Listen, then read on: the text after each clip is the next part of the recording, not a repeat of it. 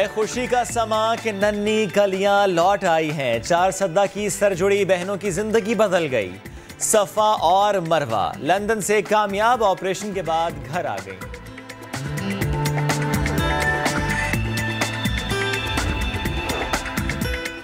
ये अदा, ये नाज, ये अंदाज, चुल भुला अंदाज, जो करे ना खत्म होने वाली बातें। इंटरनेट सेंसेशन निम्रा अली होंगी आज नया दिन के साथ।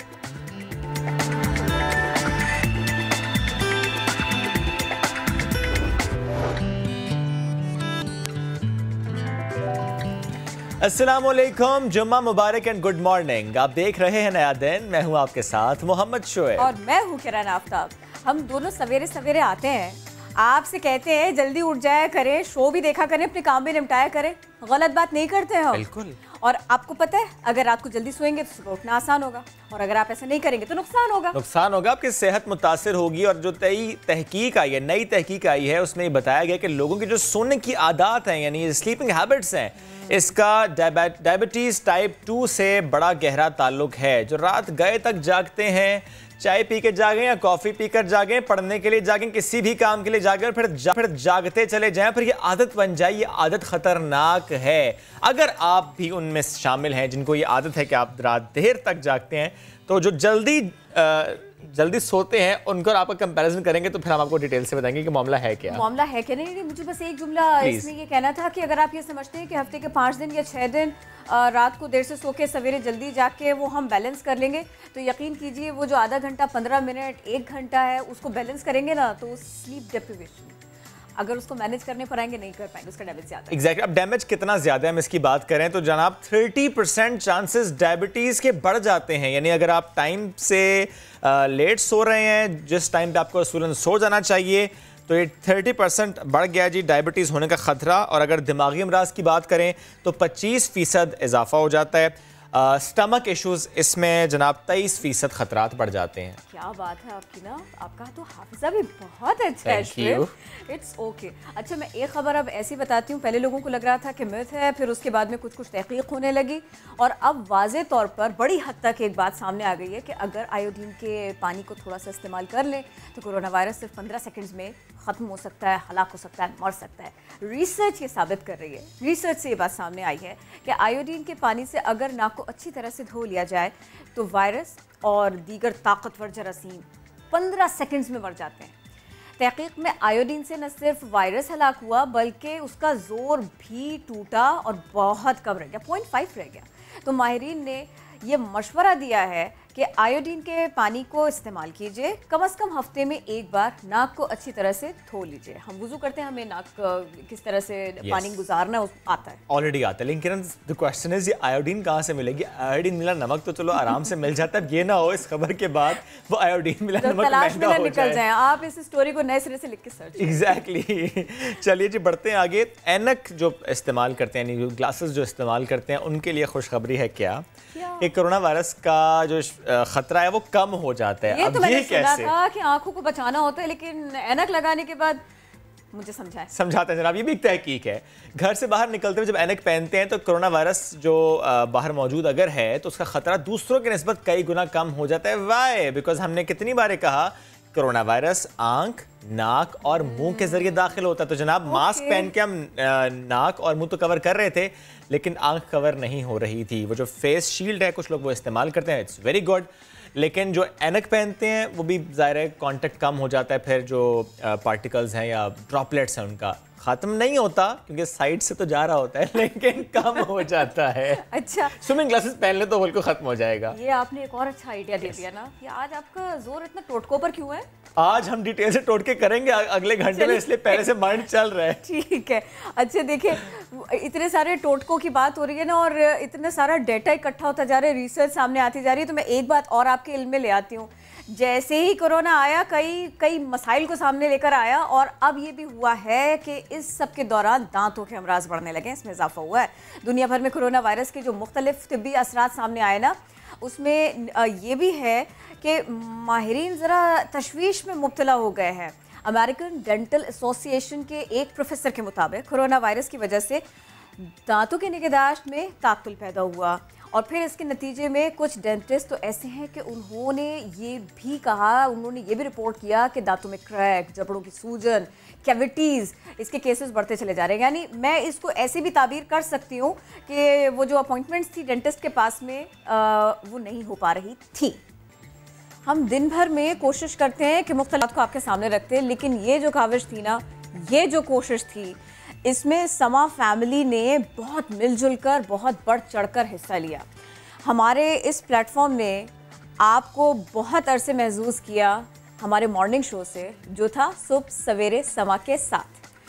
होस्ट आते हैं जाते हैं, लेकिन कुछ काम ऐसे होते हैं और इतने दिल से किए जाते हैं कि वो याद रह जाएं, और ये तो वाकई याद रह जाने वाला मामला बन गया। सफ़ा मरवा सर्जरी के बाद वापस आ गई, तो हमने सोचा कि क्यों ना, वो जैसे शुएब कह रहे थे ना, फ्लैशबैक में आपको लेकर चलते हैं। तो फ्लैशबैक में सिर्फ और सिर्फ आपको मनाजिर क्यों दिखाएं, जिसने थोड़ा थोड़ा हिस्सा डाला उसकी भी बात करते हैं। बहुत बड़ी बड़ी टीम्स बहुत बड़ा बड़ा काम करके गई, और जिस वक्त वो मॉर्निंग शो हुआ करता था, आप लोगों को अच्छे से याद तो होगा, मदीहा नकवी उसको होस्ट करती थी, वो उस वक्त भी थी, आपको कल भी याद आया होगा। तो मैंने कहा सिर्फ याद क्यों करूं, बात क्यों ना करूं। तो वक्त बड़ी तेज़ी से सिरकता जाता है। इन बच्चियों को हमने बीमार देखा, परेशान देखा।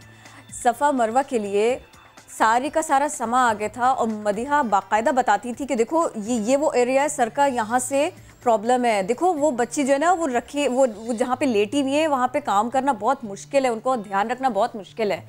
हेल्प मिलनी चाहिए, ट्रीटमेंट मिलनी चाहिए, इसके लिए उन्होंने ख़ास तौर पर काम किया। मदीहा नकवी हमारा साथ देंगी अब। अस्सलाम वालेकुम मदीहा, कैसी हैं आप?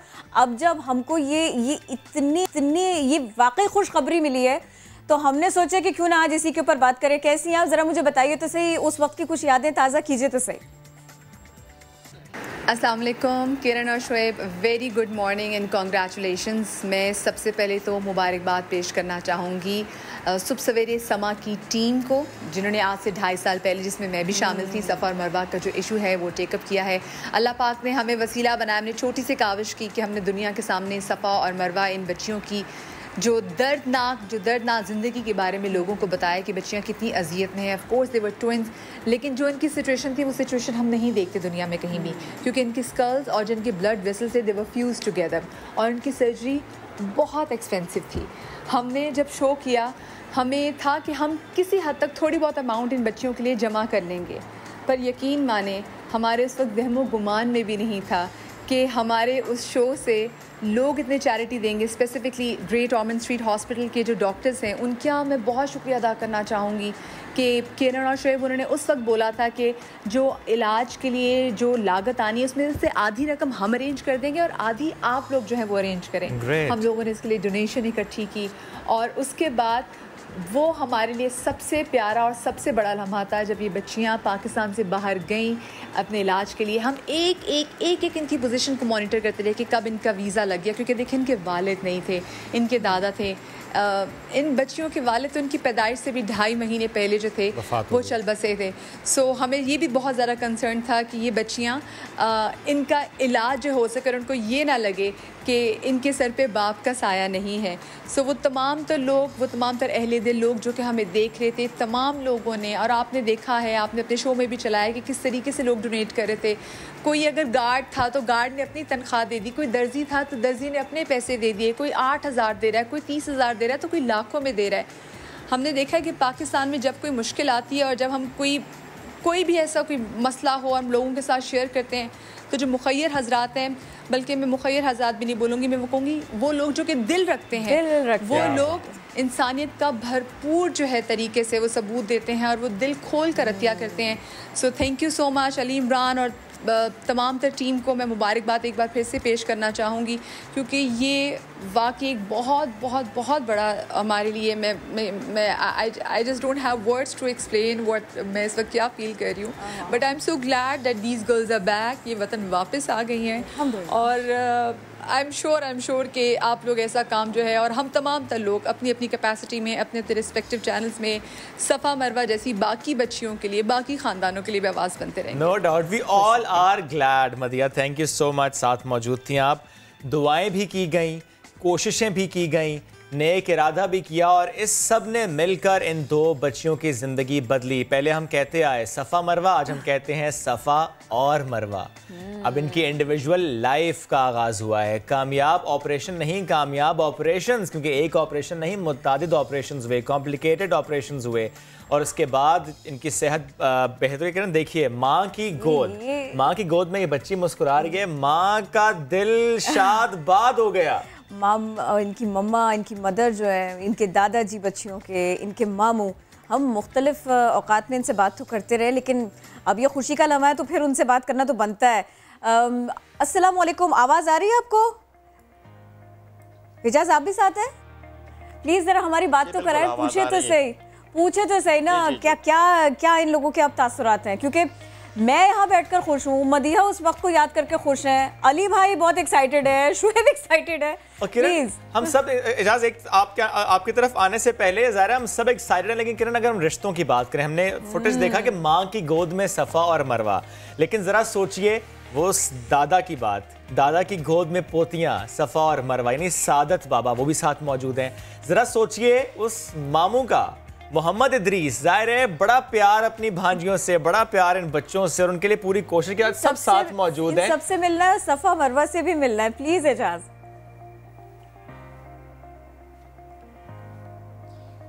जी बिल्कुल, इस वक्त हमारे साथ जो है दादा भी मौजूद है और इदरीस जो है वो मामू है उसका।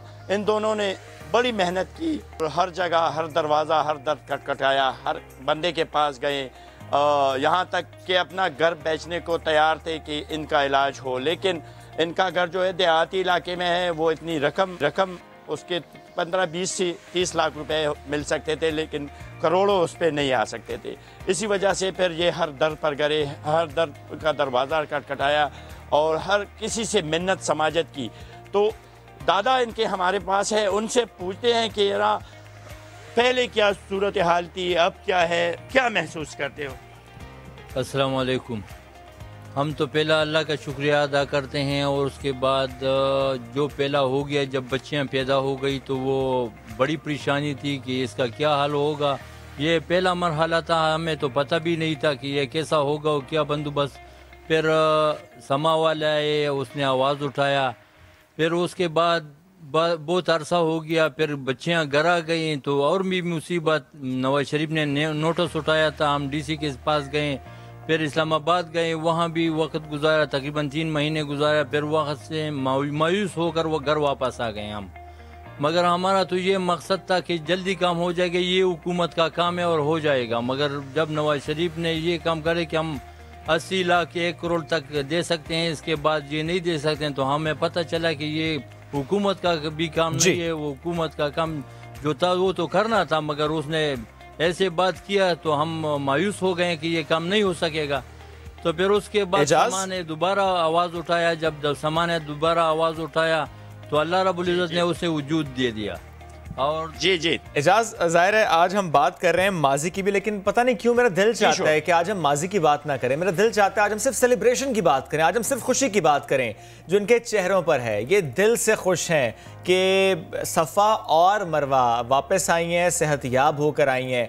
जश्न कैसा मनाया गया, कैसा लोगों का तांता बंधा, लोगों ने आकर किस तरह से मुबारकबाद दी, आज वहाँ पर सुबह कैसी खूबसूरत है, मुझे उससे मुतालिक बताएं।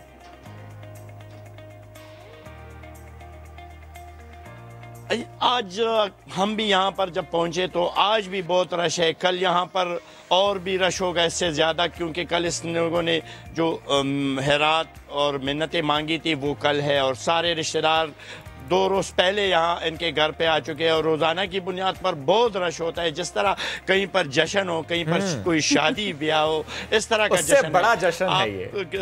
के पास हमने तस्वीरें जो भेजी थी, जो बाकी बिल्कुल एक बड़ा जश्न है। और शादी से इनका भी ये कल कहना था, मेरे पास जब बात हुई इसकी तो इनका भी कहना था कि शादी सी और दूसरी चीज़ों से भी ये बड़ा जश्न है इनके लिए, क्योंकि ये एक बड़ा इम्तिहान था इसके ऊपर और ये कामयाब हो गए। माशाल्लाह माशाल्लाह वो कामयाब हुए। थोड़ा सा बहन भाइयों से मुतालिक भी तो बताइए, जब उन्होंने अपनी बहनों को देखा, सफ़ा और मरवा को देखा, मुस्कुराते हुए देखा, सेहतयाब होकर वतन वापस वो पहुंची, अपने घर वो पहुंची, क्योंकि ज़ाहिर है बहुत लंबा अरसा वो जुदा रही हैं, वो वहाँ पर रही, उनका इलाज होता रहा है। बहन भाइयों ने बड़ी दुआएं भी की थी और बहुत इंतज़ार भी किया था। जी बिल्कुल, खानदान समेत, रिश्तेदारों समेत बहन भाइयों ने बहुत ज़्यादा दुआई की थी। जो इनकी जो बहन है उसने, उसके भाई ने, जो छोटे छोटे हैं, वो बिल्कुल इंतज़ार में थे कब उनकी बहनें जो है वो जुदा हो के आएंगे और उसको अकेले अकेले अलहदा होके हम गोद में लेंगे, उसके साथ खेलेंगे, बातें करेंगे। तो उसके हवाले से हम उसके मामू से पूछते हैं कि क्या पोजीशन थी जब ये लोग अभी आए हैं, तो बच्चियाँ अलग है, उसके बहन भाई क्या उनके साथ खेलते हैं, क्या तासुरात है उसके? बिस्मिल्लाहिर्रहमानिर्रहीम। जब से हम कल आए हैं तो घर में माशाल्लाह ऐसी माहौल है कि रात तक सब जागते रहे, बच्चों के साथ खेलते रहे, और जो सफ़ा मरवा के बहन भाई हैं तकरीबन सारी रात और अभी भी उसके इर्द गिर्द घूमते हैं। खुशी का समा है अल्हम्दुलिल्लाह, और ये अल्लाह का इम्तिहान था और अल्हम्दुलिल्लाह अल्लाह ने जिस तरह चाहा उस तरह हो गया अल्हम्दुलिल्लाह। सब लोगों का मैं बहुत शुक्रगुजार हूँ, जिसने दुआएं मांगी, जिसने हमारे लिए अपनी जो आवाज़ था लोगों तक पहुँचाया, मैं सब का बहुत बहुत शुक्रगुजार हूँ अल्हम्दुलिल्लाह। ये भी एक दिन था जिसका इंतज़ार था, अल्हम्दुलिल्लाह वो अल्हम्दुलिल्लाह आ गया आज। अच्छा, इससे पहले आप लोगों की ये सोच थी कि यार आया ये जुदा भी हो सकेंगे, महंगा इलाज था, अभी क्या पोजीशन है, खुशी किस तरह आप वो महसूस करते? बस खुशी का तो मैं बयान नहीं कर सकता, क्योंकि बाज़ अल्फाज ऐसे होते हैं कि बयान नहीं हो सकते, लेकिन यह है कि ये अल्लाह की तरफ से था इम्तिहान, और अल्हम्दुलिल्लाह हमने सब्र किया, और अल्लाह ने जिस तरह चाहा वो सबसे बेहतर प्रोग्राम अल्लाह बना लेता है। जिस तरह सबसे बेहतर प्रोग्राम अल्लाह बनाते हैं, सबसे बेहतर प्रोग्राम अल्लाह बनाते हैं, और उसमें जो है ना वो टफ टास्क भी होते हैं।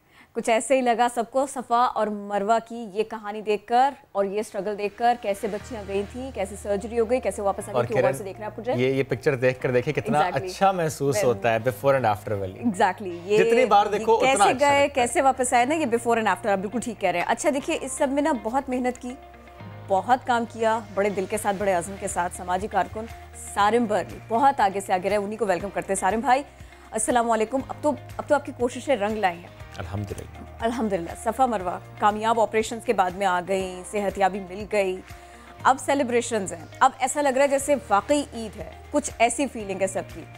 थोड़ा सा हमारे देखने वालों को बताएंगे ये कितनी अच्छी फीलिंग है कि आप किसी का सहारा बने, किसी का हाथ पकड़ें और उस मेहनत, उस रियाजत का जो समर है ना वो आपको मिले। अच्छा, एक पहलू ये है कि अगर आपको खिदमत का जज्बा आपके अंदर है और आपको दुनिया में कहीं कहीं ऐसा लगे मैंने कुछ किया और किसी के ऊपर उसका अच्छा असर आया, एक तो ये जज्बा, ये कितना आपका जोश और खून आपका बढ़ा देता है।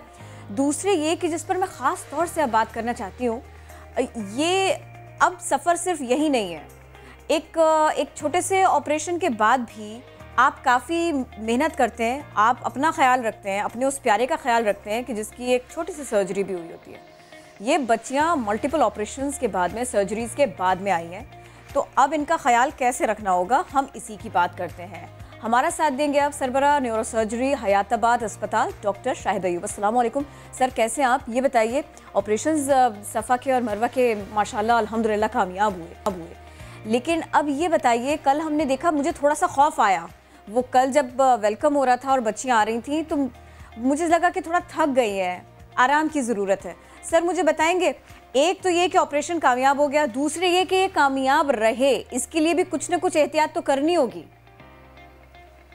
हाँ जी बिल्कुल, इसके लिए ये जब बच्चियाँ जब हैदराबाद मेडिकल कॉम्प्लेक्स में जब इनकी बर्थ हुई थी, उस वक्त से एक पूरी टीम थी। हमने शुरू में जब इनकी बर्थ हुई तो हमें जब इंफॉर्मेशन मिली थी तो उस वक्त से एक टीम हमने बनाई थी, जिसमें paediatric department, plastic surgery department और हमारे न्यूरो सर्जरी, ये सब मिल के हमने इसकी काफ़ी इन्वेस्टिगेशंस उस वक्त भी की, और अभी वही टीम इंशाल्लाह इन्हीं बच्चों को देखेगी।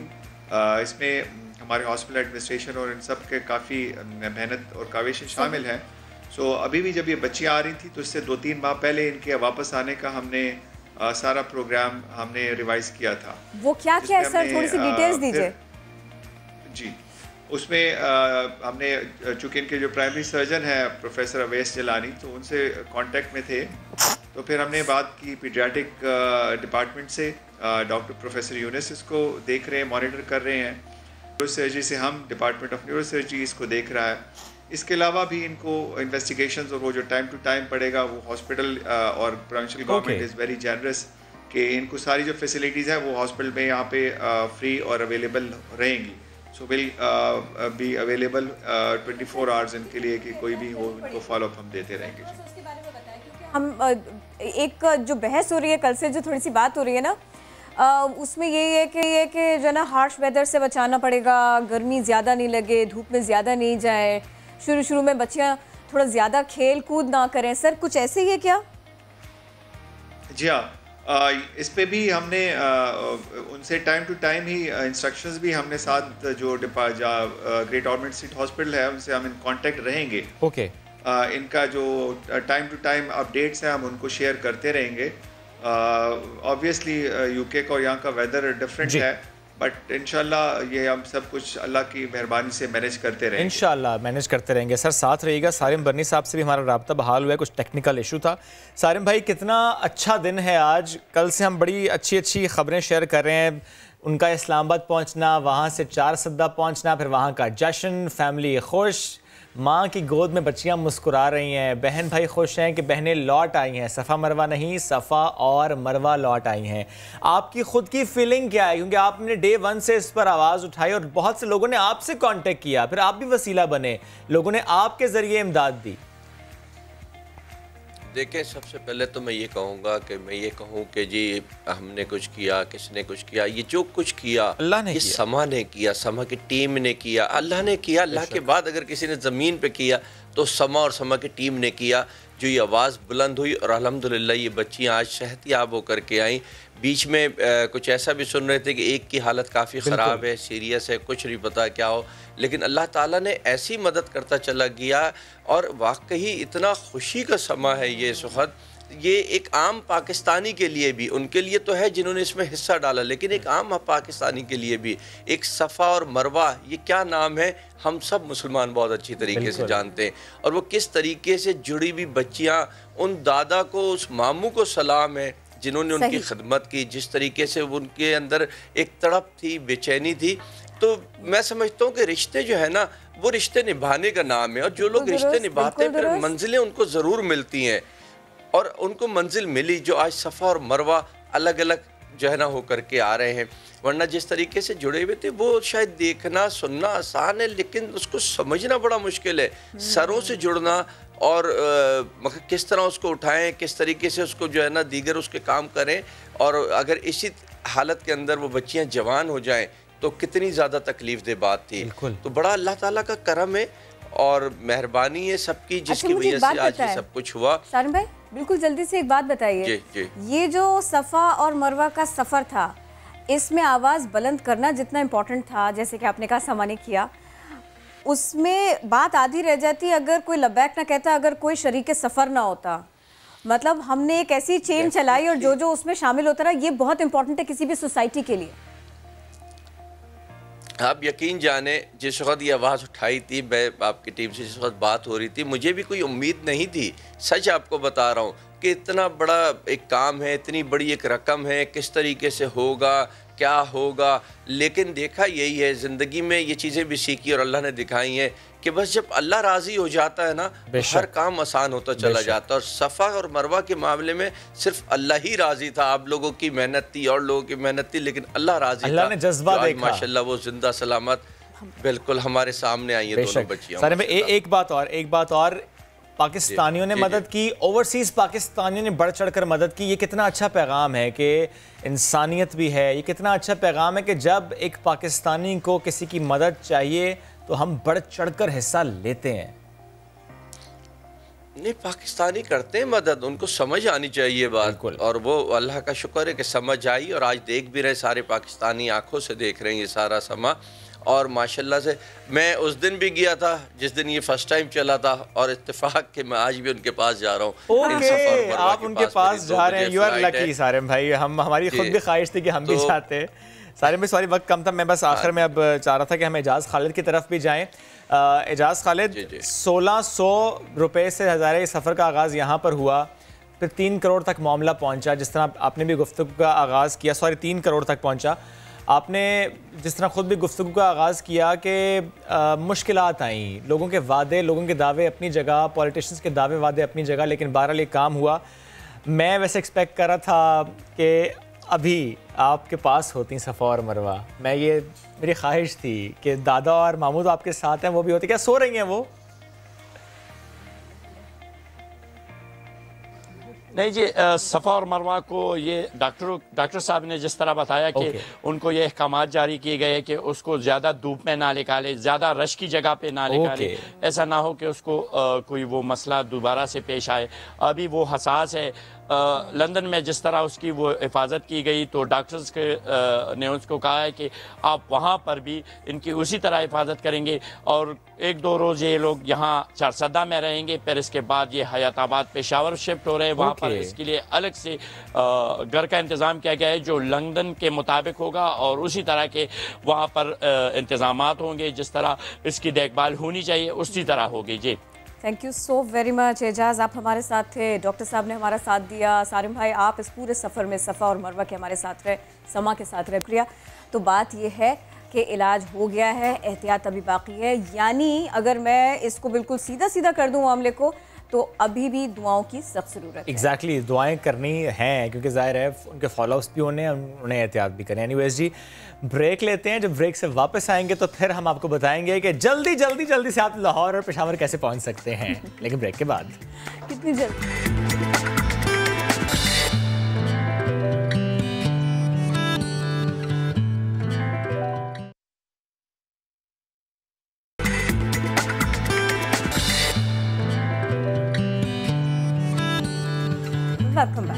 इकॉनमी का जो एक रेलवे ट्रैक है ना, उसके ऊपर छुक छुक करती इकॉनमी चले और उसके बाद में सफ़र करना, एक शहर से दूसरे शहर जाना आसान हो जाए, सफ़र बड़ा तेज़ हो, ये वो बात होगी कि जो तकदीर बदलेगी पाकिस्तान की। एग्जैक्टली जनाब, सही समझें आप। ML1 ये इसकी अपग्रेडेशन ना, इस पर जाके बहुत कुछ टिक गया है। ये पाकिस्तान के लिए इम्पोर्टेंट है, ख़ित्ते के लिए इम्पोर्टेंट है, गेम चेंजर है भाई। तो ये गेम सारी क्या है ना, सारी की सारी सिस्टम क्या है, ट्रैक्स क्या है, यूं ही पगडंडियों पर चलते चलते ट्रैक के इस पार उस पार जंप करते करते मोहम्मद शुएब ने कुछ इस सारे के सारे मंसूबे का अहाता करने की कोशिश की। मैं और आप मिलकर इसे बड़ी दिलचस्पी के साथ देखेंगे। काम ही इतना ज़्यादा कर दिया, भाई ने मेहनत कर दी।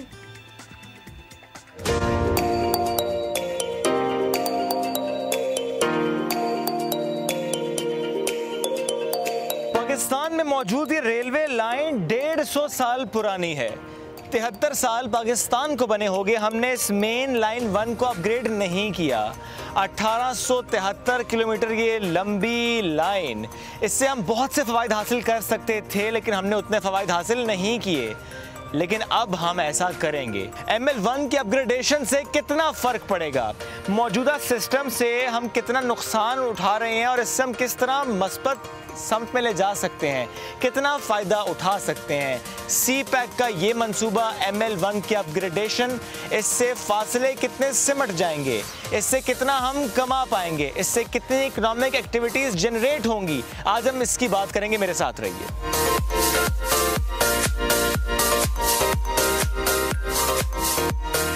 ML1 प्रोजेक्ट से मुताल्लिक आज हम बात करने के लिए मौजूद हैं। इस वक्त हमें ज्वाइन के डिवीजन सुपरिटेंडेंट रेलवे अरशद सलाम खटक साहब। अस्सलाम वालेकुम सर, कैसे हैं आप? कैसे प्रोजेक्ट होगा, हमारी लेबर इस्तेमाल होगी, चाइना से असिस्टेंस क्या मिलेगी, ताकि लोगों को ज़रा क्लियर हो जाए कि नहीं, बड़ा सोच समझ के काम हो रहा है इस ML1 पे। बिकॉज आप अभी इसका पार्ट ना भी हों, लेकिन आपने इनिशियली इस पर बड़ा काम किया। ये प्रोजेक्ट ऐसे होगा कि इसमें बेशक चाइनीज़ आएँ, लेकिन चाइनीज़ ही में कंपटीशन होगी। ओके ये ऐसा नहीं होगा कि कोई कंपनी आ गई और उनको वो काम स्टार्ट कर लेंगे, नहीं, ऐसा नहीं है। एक बाकायदा एक प्रोसेस से होगा। ट्रेन अगर 13 चल रही हैं, फ्रेट की 13 चल रही है, स्पेशली फ्रेट की यहाँ से, और भी पाकिस्तान में चल रही है, बट यहाँ से 13 चल रही है। से रोज़ाना 13 ट्रेनें निकालता हूँ। ओके, अभी 13 निकाल रहे हैं और उसके बाद हो जाएंगी ये 36 तक हो जाएंगी। और इसी तरह की सिर्फ एक स्टेशन की बात नहीं है, पूरे पाकिस्तान की बात है। और फिर आपका नेटवर्क बढ़ेगा, ज़ाहिर है, फिर कॉमर्स और ट्रेड और चीज़ें, ये तो जी बड़ा मल्टीप्लाइंग फैक्टर है। हमें ये सिस्टम चलाना है, अब आपने कराची में फ्लड्स देखे थे, उस दिन मैं खुद भी फंसा हुआ था, मैं गया था पोर्ट कासिम और वापसी में 6 घंटे में पानी। लेकिन मुझे खुशी इस बात की हो रही थी कि मैं शायर फैसल पे खड़ा था तो हमारी ट्रेनें चल रही थी। सही सही। और बात वही है कि पाकिस्तान ने अगर तरक्की करनी तो बगैर रेलवे की नहीं हो सकती। Thank you sir, thank you so very much for being with us today. वाकई तरक्की करनी है तो रेलवे पर भी इन्वेस्ट करना है, अपनी सोच पे भी इन्वेस्ट करना है कि पॉजिटिव सोच भी होनी चाहिए। और बड़ा दुरुस्त आपने कहा, ये जो एक एलिमेंट मिसिंग है ना कि हम इसको ओन नहीं करते, अपने इदारों को ये ओन करना बहुत ज़रूरी है। अगर आज पाकिस्तान में एक दिन में 34 ट्रेन चलती हैं तो ML1 की अपग्रेडेशन के बाद ये तादाद बढ़कर 171 पर चली जाएगी। सिर्फ कराची से मुतालिक अगर हम बात करें तो अगर आज यहाँ से आने और जाने वाली ट्रेन की तादाद 40 है तो ये तादाद दुगनी हो जाएगी, 80 पर चली जाएगी। ML1 की अपग्रेडेशन के बाद पाकिस्तान रेलवे 35 मिलियन टन सामान मुल्क में तरसील कर पाएगी। इस वक्त तरसीली निज़ाम में पाकिस्तान रेलवे का हिस्सा है सिर्फ 4%, जो कि बढ़कर हो जाएगा 20%। ML1 की अपग्रेडेशन चीन के ताउन से हो रही है। मुख्तलिफ फेजेस हैं, तकरीबन 8 साल का अरसा लगेगा और ये अपग्रेड हो जाएगा। 6.8 अरब डॉलर की लागत आएगी और ये चीन हमें कर्ज की सूरत में देगा और हम इसी से कमाकर चीन को ये पैसा वापस करेंगे।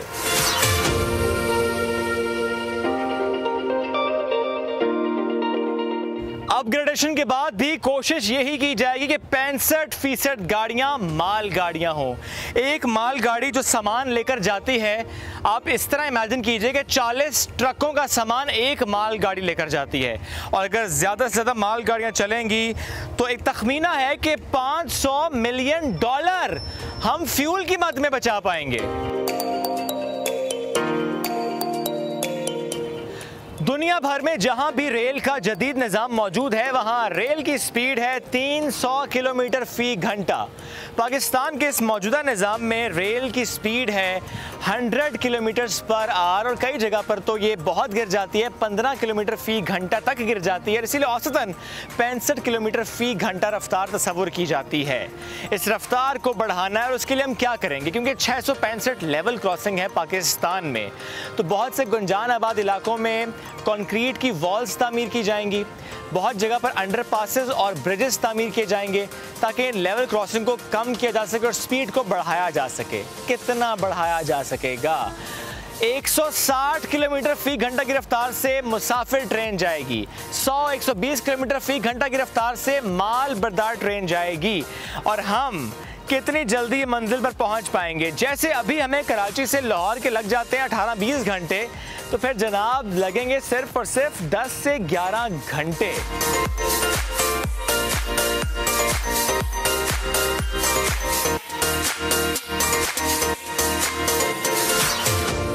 ML1 की करंट सिचुएशन की बात अगर हम करें तो कराची से लेकर मुल्तान तक ऑलरेडी डबल ट्रैक है, लेकिन इस कदर घिस चुका है कि एक वक्त ऐसा भी आया था जब ये ऑपरेशनल नहीं रहा था। इस पर इन्वेस्ट करने की ज़रूरत है, ख़ास तौर पर टंडो आदम, खैरपुर और रोहड़ी ये बहुत ज़्यादा मुतासर हो चुका है। इसीलिए इस प्रोजेक्ट के ज़रिए वहाँ पर नया ट्रैक बिछाया जाएगा, नवाबशाह से लेकर रोहड़ी तक। जहाँ पर पुश्ते कमज़ोर है वहाँ पर वो बेहतर किए जाएंगे, क्योंकि अगर इस तरह से इन्वेस्ट नहीं किया जाएगा तो जो स्पीड हम हासिल करना चाहते हैं ट्रेन के, वो हासिल नहीं कर पाएंगे। और स्पीड अगर वो नहीं होगी जो कि हमें हासिल करनी है तो फिर मतलूबा नताइज हासिल नहीं होंगे जो कि ML1 के अपग्रेडेशन से हमें रिक्वायर्ड है।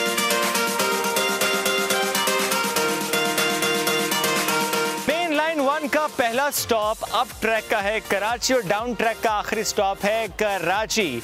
कराची से पेशावर तक का सफ़र होगा कैसा अपग्रेडेशन के बाद?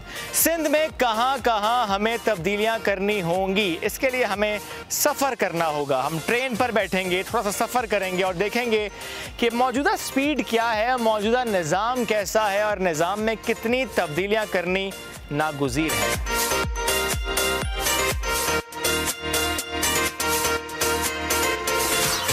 कराची से सफ़र का आगाज़ हो चुका है और हम पूरे सिंध की सूरत हाल पर बात कर रहे हैं आज।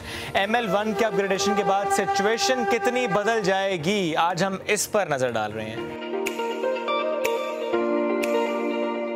सस्पेंशन के बाद सिंध का सफर कैसा होगा ये तो हमने आपको बताया, लेकिन फिर पंजाब और केपी, वहां पर क्या तब्दीलियां रिक्वायर्ड हैं, कहां कहां पर ट्रैक अपग्रेड होना है, कहां कहां पर नया ट्रैक बिछना है, ये बताने के लिए हम चलते हैं अपने नुमाइंदे दानियाल उमर की जानिब। दिन नुकसान में चलने वाली पाकिस्तान रेलवेज की किस्मत आखिरकार बदलने वाली है। ML1 मंसूबा, जिसे गेम चेंजर कहा जा रहा है, जब लाहौर से दूसरे सूबों को चलेगा, सिंध जाएंगे यहां से लोग, बलूचिस्तान जाएंगे, केपी जाएंगे, तो उन लोगों को कितना फायदा होगा, आइए जानते हैं। सफर के लिए ये बात सबसे ज्यादा अहम होती है कि आपके सफर का जो दुरानिया है वो कितना कम है, कितनी कम मुद्दत में आप एक शहर से दूसरे शहर पहुंच जाते हैं।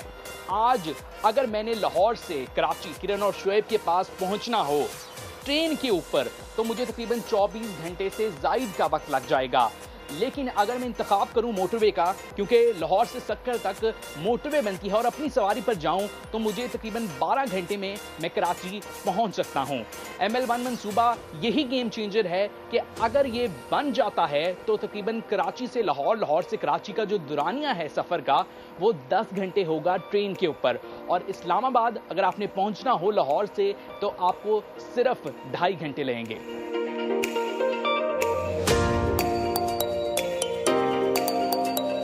ये ट्रेन आखिर जा कहां पे रही है और ट्रेन पहुंची कहां पे है, ये सब मालूम करने के लिए लाइव नेविगेशन का निज़ाम बहुत ज़रूरी होता है। मैंने अपना सामान अगर चीन से मंगवाया है, बरामद किया है, तो मुझे कैसे पता चलेगा कि वो कहां पहुंचा है? तो फाइबर ऑप्टिक के ज़रिए ML1 मंसूबे में लाइव नेविगेशन का एक पूरा निज़ाम हुआ, जिसके तहत आपको ये पता चल सकेगा कि आपके प्यारे इस वक्त कहां पर मौजूद हैं। सारी दुनिया भर में ये नेविगेशन सिस्टम होते हैं, लेकिन पाकिस्तान में अब तक ऐसा कोई सिस्टम है नहीं जिसको ML1 मंसूबे के अंदर रखा जाएगा। पाकिस्तान रेलवेज की बहाली के लिए सबसे अहम बात यह है कि जो ट्रैक जिनके ऊपर ये ट्रेनें चलती हैं वो कितने मजबूत हैं, कितने पायदार हैं। उन ट्रैक्स की बहाली बहुत ज़रूरी है। अगर पंजाब की बात करें तो लाहौर से पेशावर जाना हो तो कई जगह पर ट्रैक इतने ख़राब हैं कि 15 किलोमीटर फी घंटा की रफ्तार पर ट्रेन को स्लो करना पड़ जाता है, जिसकी वजह से सफ़र करने वालों को भी दुश्वारी का सामना करना पड़ता है। वो नहीं चाहते कि इतना स्लो सफ़र हो। इसी तरह अगर रावलपिंडी से लाला मूसा की तरफ जो ट्रैक है, वहाँ पर मुख्तलिफ टनल्स हैं, पहाड़ी सिलसिले भी होते हैं, जहाँ पर वहाँ पर सूरत हाल ये है कि ट्रैक की हालत बहुत अबतर है, जिसे ML1 मंसूबे के अंदर अगले 7 सालों के दौरान बहाल कर दिया जाएगा। ये ट्रैक्स नहीं होंगे, ट्रेनें तेज स्पीड से चलेंगी। आलमी सतह के मुताबिक जो एक स्पीड होती है उसके मुताबिक ट्रेन का सफर पाकिस्तान में मैसर आएगा। तो जनाब सारे का सारा हमने आपके सामने रख दिया, अब इसकी अपग्रेडेशन होगी, ये वाकई बेहतरीन काम है। तो सारे के सारे प्रोजेक्ट के ऊपर बात करेंगे। वजीर रेलवे शेख रशीद साहब हमारा साथ देंगे। अस्सलाम वालेकुम शेख साहब, कैसे हैं आप? प्लीज़ प्लीज़ प्लीज़ सबसे पहले ज़रा ये तो बताइए, सरमायाकारी के बारे में हमें बताइए, चीन को रकम की वापसी का तरीक़ाकार क्या होगा? कुछ डिटेल्स हमने बताई हैं, कुछ आप बताइए। ये 9.1 बिलियन चाइना ने हमसे मुआहदा किया था, हमने 6.8 पे तय किया है और हम 1% पे इंटरेस्ट देना चाहते हैं। ये फिनांस और प्लानिंग मिनिस्ट्री उनसे मीटिंग कर रही है ताकि हम टेंडर लगाएं और 45 दिन के अंदर टेंडर का फैसला हो। ठीक सर, ज़ाहिर 3 फेजेस हैं। पहला फेज नेक्स्ट ईयर स्टार्ट होगा, उससे नेक्स्ट फेज, उससे नेक्स्ट ईयर स्टार्ट होगा, फिर उससे next year third phase start होगा। तो कहा इधर है कि रफली 7-8 साल लग जाएंगे जब मंसूबा मुकम्मल होगा। लेकिन सर हम जानना ही चाह रहे हैं कि पाकिस्तान में से बहुत से मंसूबे हैं जिनका आगाज़ होता है तो टाइम फ्रेम दिया जाता है, फिर उसमें मुकम्मल होते नहीं हैं। And BRT is one big example. ये भी सर BRT की तरह तो नहीं हो जाएगा कि फिर बनता ही चला जा रहा है और हम देखते ही जा रहे हैं और हो नहीं रहा कंप्लीट? नहीं, ये 8 साल नहीं 5 साल में तय हो जाएगा। हमारा BRT का मसला नहीं है, हमारी तो चाइनीज़ नेशनल गवर्नमेंट के साथ गवर्नमेंट टू गवर्नमेंट है, इसलिए ये बहुत तेज़ी से कम होगा और जो पार्ट कामयाब होते जाएंगे उसको खोलते जाएंगे। कराची हैदराबाद खोल देंगे, रोडी सक्खर पिंडी लाहौर खोल देंगे। ठीक सर, थोड़ा सा बताइएगा कि प्राइवेट कंपनी से मुतालिक क्या शेयर कर सकते हैं? जो स्टेशन से मुतालिक कहा जा रहा है कि वहाँ पर भी प्राइवेट कंपनीज आ सकती हैं, ट्रेन्स भी ला सकती हैं, तो ये प्राइवेट कंपनीज, इंटरनेशनल कंपनीज, इससे मुतालिक भी शेयर कीजिएगा। प्राइवेट कंपनियों को भी हम ऑफ़र कर रहे हैं कि वो आएँ और पार्टिसिपेट करें। हम सिर्फ ट्रैक का किराया लेंगे, बाकी सब ट्रेनें वो लाएं और फ्रेट की भी ट्रेनें लाएं, इंजन लाएं। हम उनको अकोमोडेट करने के लिए तैयार हैं। शेख साहब, सब के लिए फ़ायदेमंद है, मुसाफिरों के लिए कितनी फ़ायदेमंद है ये बताइए। ML1 बन जाएगा तो फिर ट्रेन के किरायों में कुछ कमी आएगी? मेरा नहीं ख्याल, किराए डिपेंड करते हैं कि पेट्रोल की प्राइस क्या होगी। क्योंकि टाइम कम हो जाएगा। लाहौर से कराची 7 घंटे और पिंडी लाहौर 2 घंटे और 160 की स्पीड होगी, इसलिए किराए तो बढ़ने चाहिए, कम नहीं हो। ठीक है शेख साहब, लास्टली एक और बात बता दीजिएगा, और इस पर ज़ाहिर है कराची वाले बड़े बेताबी से इंतज़ार कर रहे हैं कोई अच्छी खबर। KCR Karachi circular railway supreme court के अहकाम के बाद काम तेजी से शुरू तो हुआ, सर मुकम्मल कब होगा? KCR में टाइम लगेगा जी। कल मैं जा रहा हूँ KCR के डब्बे शब्बे देखने के लिए। 9 किलोमीटर हमने बना लिया है। अच्छा। बाकी भी जल्द से जल्द बनाएंगे क्योंकि सुप्रीम कोर्ट की ये ख्वाहिश है कि उसको जल्द से जल्द बनाया जाए। ठीक शेख साहब, बहुत शुक्रिया, साथ मौजूद थे। एशिया से मुतालिक चूंकि आपने बात की है तो अभी हमें ज्वाइन करें रावलपिंडी से उमर बिन आसिफ, क्योंकि आपको भी याद होगा नाजरीन कि आपने कुछ तस्वीर देखी बोगियों की, वो रियल पिक्चर्स हैं। तो ये बोगियां कहां पर मौजूद हैं समझ तो आप गए कि रावलपिंडी से रिपोर्टर ज्वाइन कर, तो रावलपिंडी में ही मौजूद होंगी। कितनी बोगियां हैं और कैसी क्योंकि शेख साहब तो कह रहे हैं थोड़ा इंतजार करना पड़ेगा। आप सवाल ये कितना इंतजार, क्योंकि उन्होंने कहा कि वो ट्रैक सिर्फ 9 किलोमीटर अभी क्लियर हुए, बाकी होने, बट एनीवे साथ तैयारियां हो रही हैं, बोगियां बन चुकी हैं। तो इन बोगियों की आज हम जरा सैर करते हैं। उमर बिन आसिफ हमें ज्वाइन कर चुके हैं। उमर बिन आसिफ, कितनी बोगियां हैं और थोड़ा सा बताइएगा, कुछ आपके पास इत्तलात हैं कि बोगियां रावलपिंडी से कराची कब आनी है?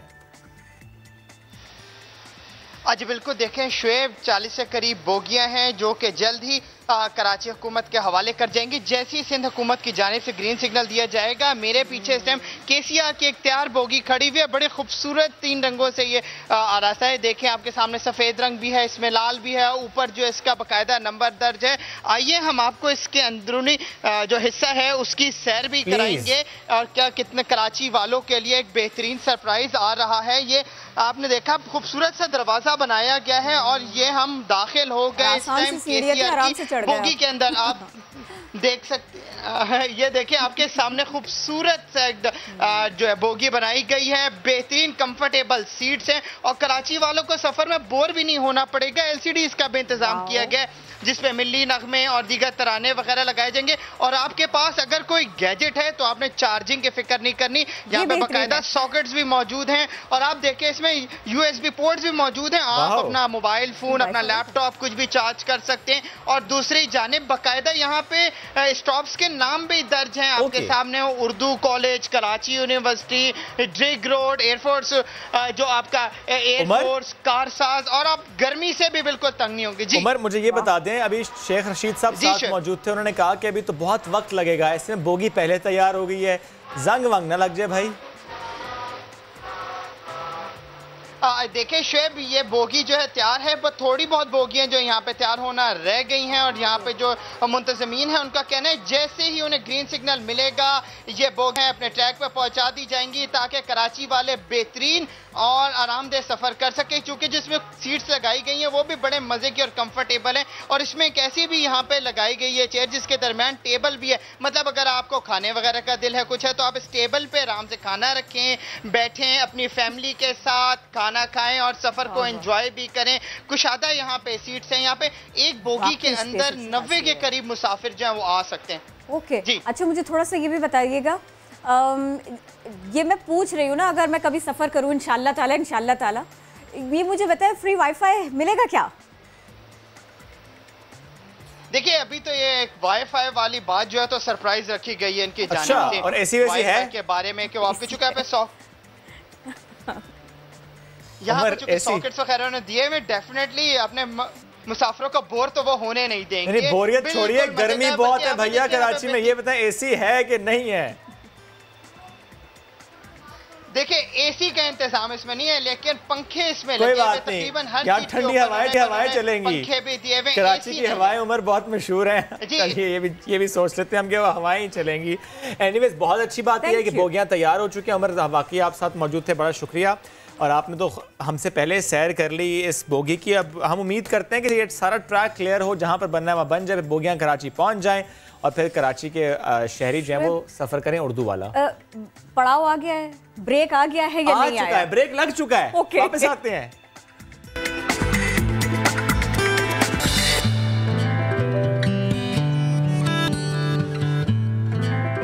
नया दिन में नए सिरे से खुशामदीद। खबर यह है कि अमरीकी ताजर कोरोना से बचने के लिए 50 करोड़ रुपए किराया दे रहे हैं। टेक्सटाइल से वाबस्ता ये अरबपति हैं। इन्होंने न्यूयॉर्क से 2 घंटे की मुसाफत पर लॉन्ग आइलैंड में एक शानदार घर लिया है किराए पर।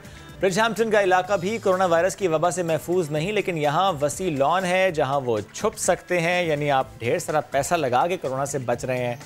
सस्ते तरीके भी थे, मास्क पहन लेते, फेस शील्ड का इस्तेमाल करते, प्रोटेक्टिव इक्विपमेंट ले लेते, किट्स ले लेते। खुदा जब हुस्न देता है और दौलत देता है तो नज़ाकत आती नहीं है, आती ही रहती है, आती चली जाती है।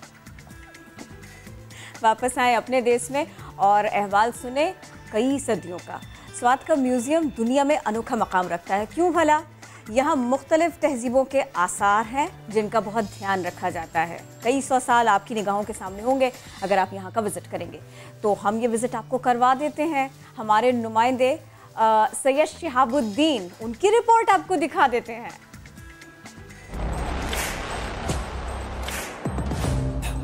कई तहजीबों की अमीन वादी स्वात, जहाँ आज भी तारीखी आसार और नवादरात कदीम ज़माने के अक्कास हैं। 1955 से लेकर आज तक इतालवी माहिरीन आसार कदीमा की निगरानी में इस तारीखी धरती में मौजूद खंडरात की खुदाई के दौरान हज़ारों साल पुरानी नादिर और नायाब अशिया मिली हैं, जिनमें उन तहजीबों की तारीख मिलती है जो कभी यहाँ से गुजरी।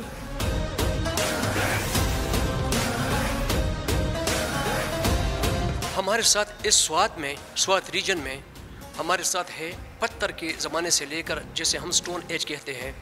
हमारे साथ गालिगी क्यों साइट है बरीकोट में। तो हमारे साथ 3500 BC से लेकर फिर इसके बाद, जिस तरह मैंने पहले बता दिया आप लोगों को, कि इसके बाद फिर आते पोस्ट हड़प्पा, को बोलते हैं गंदारा ग्रेव कल्चर, जो 1400-1500 BC के हैं। स्वात का अजायब घर 1963 में जिसका इफ्तिताह सदर अयूब खान ने किया। ये म्यूजियम पाकिस्तान का वो मुनफरिद अजायब घर है जहाँ मौजूद कीमती अशिया उसी ज़मीन से ताल्लुक़ रखती हैं।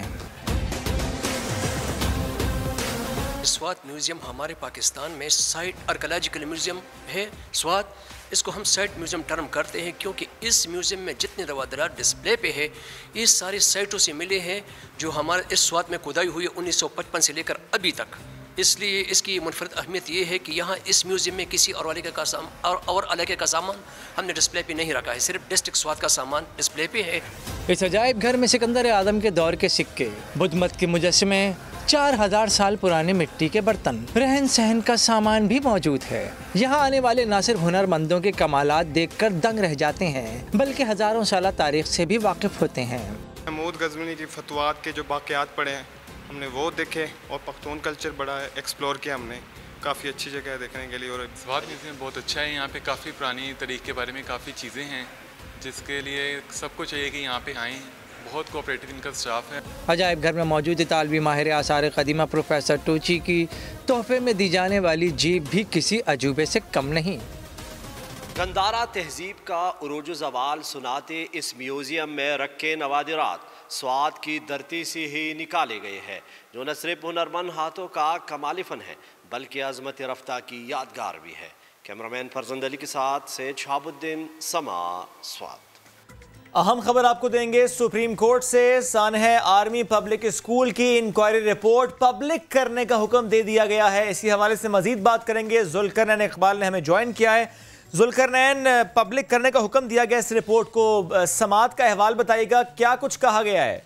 हाँ जी बिल्कुल शेख, चीफ जस्टिस की सरबराही में 3 रुकनी बेंच ने आज खुद नोटिस के ऊपर समाअत की, जिस पर चीफ जस्टिस ने वफाक की रिपोर्ट को पहले तो देखते हुए कहा कि हम तो समझ लेते हैं कि वफाक एक पूरा लाइन ऑफ एक्शन देगा, लेकिन बदकिस्मती से वफाक की रिपोर्ट में ऐसी कोई बात नहीं है कि मुस्तकिल में उन्होंने ऐसे क्या लाइमल इख्तियार करना। और चीफ जस्टिस ने जहाँ वालिदैन की दरखास्त पर सानिया IPS की इंक्वायरी रिपोर्ट को पब्लिक करने का हुक्म दिया, वहीं अटॉर्नी जनरल को यह भी कहा कि अलमिया है इस मुल्क का कि जब भी कोई सानिया पेश आता है हमेशा जो छोटे लेवल के मुलाजमीन उनके खिलाफ कार्रवाई होती है, कभी किसी बड़े के ऊपर हाथ नहीं डाला गया। और चीफ जस्टिस ने कहा कि अब इस रिवायत को बदलना होगा और जो बड़े अफराद हैं, जो जिम्मेदार हैं, वो भी उतने ही जिम्मेदार हैं इस वाक़े के। ठीक है, शुक्रिया शुक्रिया जुल्करन इकबाल, आपने अपडेट किया। अब बारिश की बात करते हैं। हालिया बारिश कराची के लिए बड़ा नुकसान लेकर आई। अब ऐसे में हुआ क्या, वफाक और सिंध कराची के मसाइल को हल करेंगे, ये बात तो कर रहे हैं, कैसे करेंगे ये सामने नहीं आ रहा। इस शहर के लिए 1100 अरब रुपए का ऐलान किया गया। ये पैकेज क्या हुआ, कब मिलेगा, कैसे काम शुरू होगा, ये बहुत सारे सवाल हमने कोशिश की कि इनका जवाब ढूंढे। समा के नुमाइंदे संजय साधवानी, तर्जुमान सिंध हुकूमत मुर्तज़ा वहाब साहब के पास गए, तो सवाल जवाब हम आपके सामने रखते हैं। पैकेज का बड़ा चर्चा था कुछ दिन कबल और वफाक सिंध दोनों फ्रंट फुट पर थे। पहले ये कहा गया कि हमारा इतना हिस्सा है, जब हिस्से का झगड़ा खत्म हुआ, लेकिन अब ग्राउंड पर कराची पैकेज कहाँ है? इस वक्त तर्जुमान सिंध हुकूमत मुर्तज़ा वहाब हमारे साथ मौजूद हैं। सर, कराची पैकेज कहाँ गया? वादे थे कि कल से काम शुरू करेंगे। जहाँ तक सिंध हुकूमत का ताल्लुक है, मैंने पहले भी गुजारिश की है, मैं एक बार फिर आपको बता देता हूँ कि हमारे जो प्रोजेक्ट हैं कुछ 1 साल पर मुहित हैं, कुछ 2 से 3 साल, कुछ 5 साल पर। मैंने ये भी बताया था कि कोरंगी के एरिया के अंदर और वलीर के एरिया के अंदर एक पब्लिक स्पेस जो कि इस पैकेज का पार्ट थे, उसके ऊपर बड़ी तेज़ी से काम किया जा रहा है और अगले 50 से 60 रोज़ के अंदर उसको पब्लिक के लिए इनॉग्रेट कर दिया जाएगा, पब्लिक के लिए उसको खोल दिया जाएगा। हमारे जगह जगह पर टीचर भी खड़ा है, मीडिया रिकॉर्ड भी कर रहा है, ये कब तक कर 4 साल की गंद 4 रोज़ में तो नहीं साफ़ होगी, 4 हफ्तों में तो साफ़ नहीं होगी, बट हाँ बेहतरी आएगी। और आज आप देख सकते हैं कि किसी लेवल पे एक बेहतरी आई है और हम इस बात पर मुत्तफ़िक हैं कि इस बेहतरी के प्रोसेस को सस्टेनेबल बनाना है ताकि कराची के शहरियों को मैक्सिमम रिलीफ दी जा सके। धुआंधार एक प्रेस कॉन्फ्रेंस की और कहा कि वफाक सिंध का गैस नहीं दे रहा, सिंध 65% गैस पैदा करता है। वफाकी वज़ीर ने उसमें दिया कि आपने हमें इजाज़त ही नहीं दी नहीं लेने डालने की, सिंध हुकूमत हमारे काम में रुकावट है, हम कैसे काम करें? इस पर क्या कहेंगे? सिंध की गैस सिंध को नहीं मिल रही और वो कह रहे हैं कि इसकी रुकावट सिंध हुकूमत है। अब मैं इसके ऊपर क्या कह सकता हूँ, ये लोग सिर्फ बयानबाजी पर बिलीव करते हैं, काम करने पर बिलीव नहीं करते। आज से कोई 2 साल पहले गैस की इस तरह की लोड शेडिंग नहीं हो रही थी। जब से इनकी हुकूमत आई है मिस मैनेजमेंट स्टार्ट हुई है, चूँकि इनको मैनेजमेंट करना आती नहीं है, ये बातों पर बिलीव करते हैं। मैं अभी भी कहना चाहूँगा, ये कह रहे हैं कि इनको लाइन बिछाने की परमिशन नहीं दी, तो लाइन तो ये इसलिए बिछा रहे हैं कि यहाँ की गैस उठा के वो पंजाब ले जाएं और RLNG जो है वो सूबाई सिंध को दे दें। जी बिल्कुल, तर्जुमान सिंध हुकूमत का कहना है कि पैकेज पर सिंध हुकूमत ने काम शुरू कर दिया है। वफाक का जो काम है वो वफाक ही बता सकता है कि कब से शुरू करने जा रहे हैं। जी ठीक है Sanjay, thank you so very much. तो जनाब, हम आपको खबरें दे रहे थे, हमने अपनी टॉप स्टोरीज आपको बता दी, लेकिन अब जो ये कुछ घड़ियाँ शुरू हो रही है ना, कम नहीं है, ज़्यादा ही है, फिक्र नहीं करें, ये टाइम है आपका। कैसे, ये मैं आपको बताती हूँ। आज हम कोशिश करेंगे कि आपके सामने आपके छोटे प्रॉब्लम्स जो इतने बड़े बड़े दिखाई देते हैं उनका सोल्यूशन रखें और आप खुद हमसे बात करें और हमारे एक्सपर्ट्स से बात करें। और आप इसके लिए हमें कॉल कर सकते हैं, नंबर आपके सामने आएगा। आज हम जिन छोटे छोटे मसाइल को, जो मेरे हिसाब से काफ़ी बड़े बड़े हैं, उसको एड्रेस करने की कोशिश करेंगे। उसमें बिल्कुल सामने है आपका चेहरा कैसे शादाब हो सकता है, शफाफ हो सकता है, पिंपल से कैसे छुटकारा मिल सकता है, और इसकी बात भी करें किरण। और साथ साथ मर्द और ख़वातीन का एक मसला है बाल गिरना, बाल गिरते चले जाते हैं, रुकते नहीं हैं। तो उससे मुतालिक भी आज हम बात करेंगे कि बालों को गिरने से रोकें कैसे, इनका रूखापन या बेहतर कैसे आप इन्हें कर सकते हैं, कि केयर कैसे कर सकते हैं, इस पर बात होगी। उसके साथ साथ यूरिक एसिड क्या है, कैसे बढ़ जाता है, सिम्टम क्या है, जिंदगी कितनी मुतासिर होती है, सोल्यूशन की बात भी करेंगे। आपने क्या अपनी रूटीन को किस तरह मॉडिफाई करना है, खाना पीने में क्या एहतियात करनी है कि चीज़ें बेहतर हो जाएं, तो इससे मुतालिक आज हम बात करेंगे। हमारा पैनल हमारे साथ मौजूद होगा। हकीम रज़ा इलाही साहब हमें ज्वाइन करेंगे, उनसे हम बात करेंगे बालों से मुतालिक।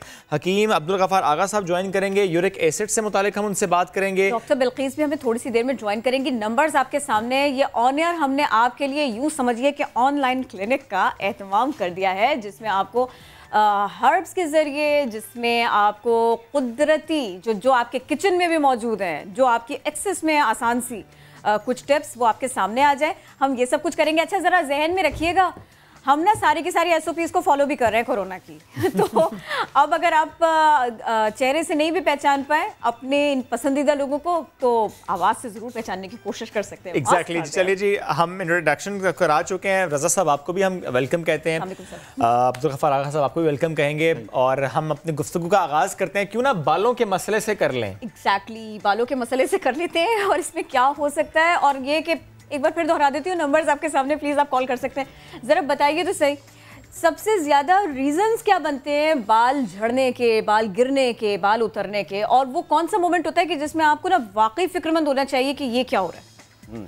असल में ये है कि बहुत सारी ऐसी वजूहात हैं जिनकी वजह से बाल गिरते हैं। जैसे कि ख़वातीन में अमूमन आयरन की कमी, और फिर आजकल धूप का रुझान लोगों में कम है, बंद जगहों में ज़्यादा रहते हैं, विटामिन डी का लो होना, और इसके अलावा जो है ज़चगी के बाद, जो है ज़चगी के दौरान या ज़चगी के बाद एंटीबायोटिक मेडिसिन जो इस्तेमाल होती हैं, उनकी वजह से भी, और उस ज़चगी के दौरान कुछ वीकनेस, कुछ कमज़ोरियाँ होती हैं जिनके बायस बाल गिरते हैं।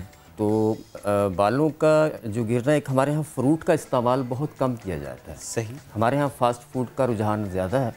अगर फ्रूट और खाना सादा से हम रखें, उसके साथ थोड़ा फ्रूट का इस्तेमाल करें, तो बहुत सारी चीज़ें बालों के हवाले से ख़ुसूसी तौर पे वो नहीं होंगी। अच्छा, ये तो आपने इतनी ज़्यादा चीज़ें बता दी, वरना हम तो ये यही हम सुनते आए थे, सिर्फ प्रोटीन का मसला है, अंडा खाएं बाल अच्छे हो जाते हैं।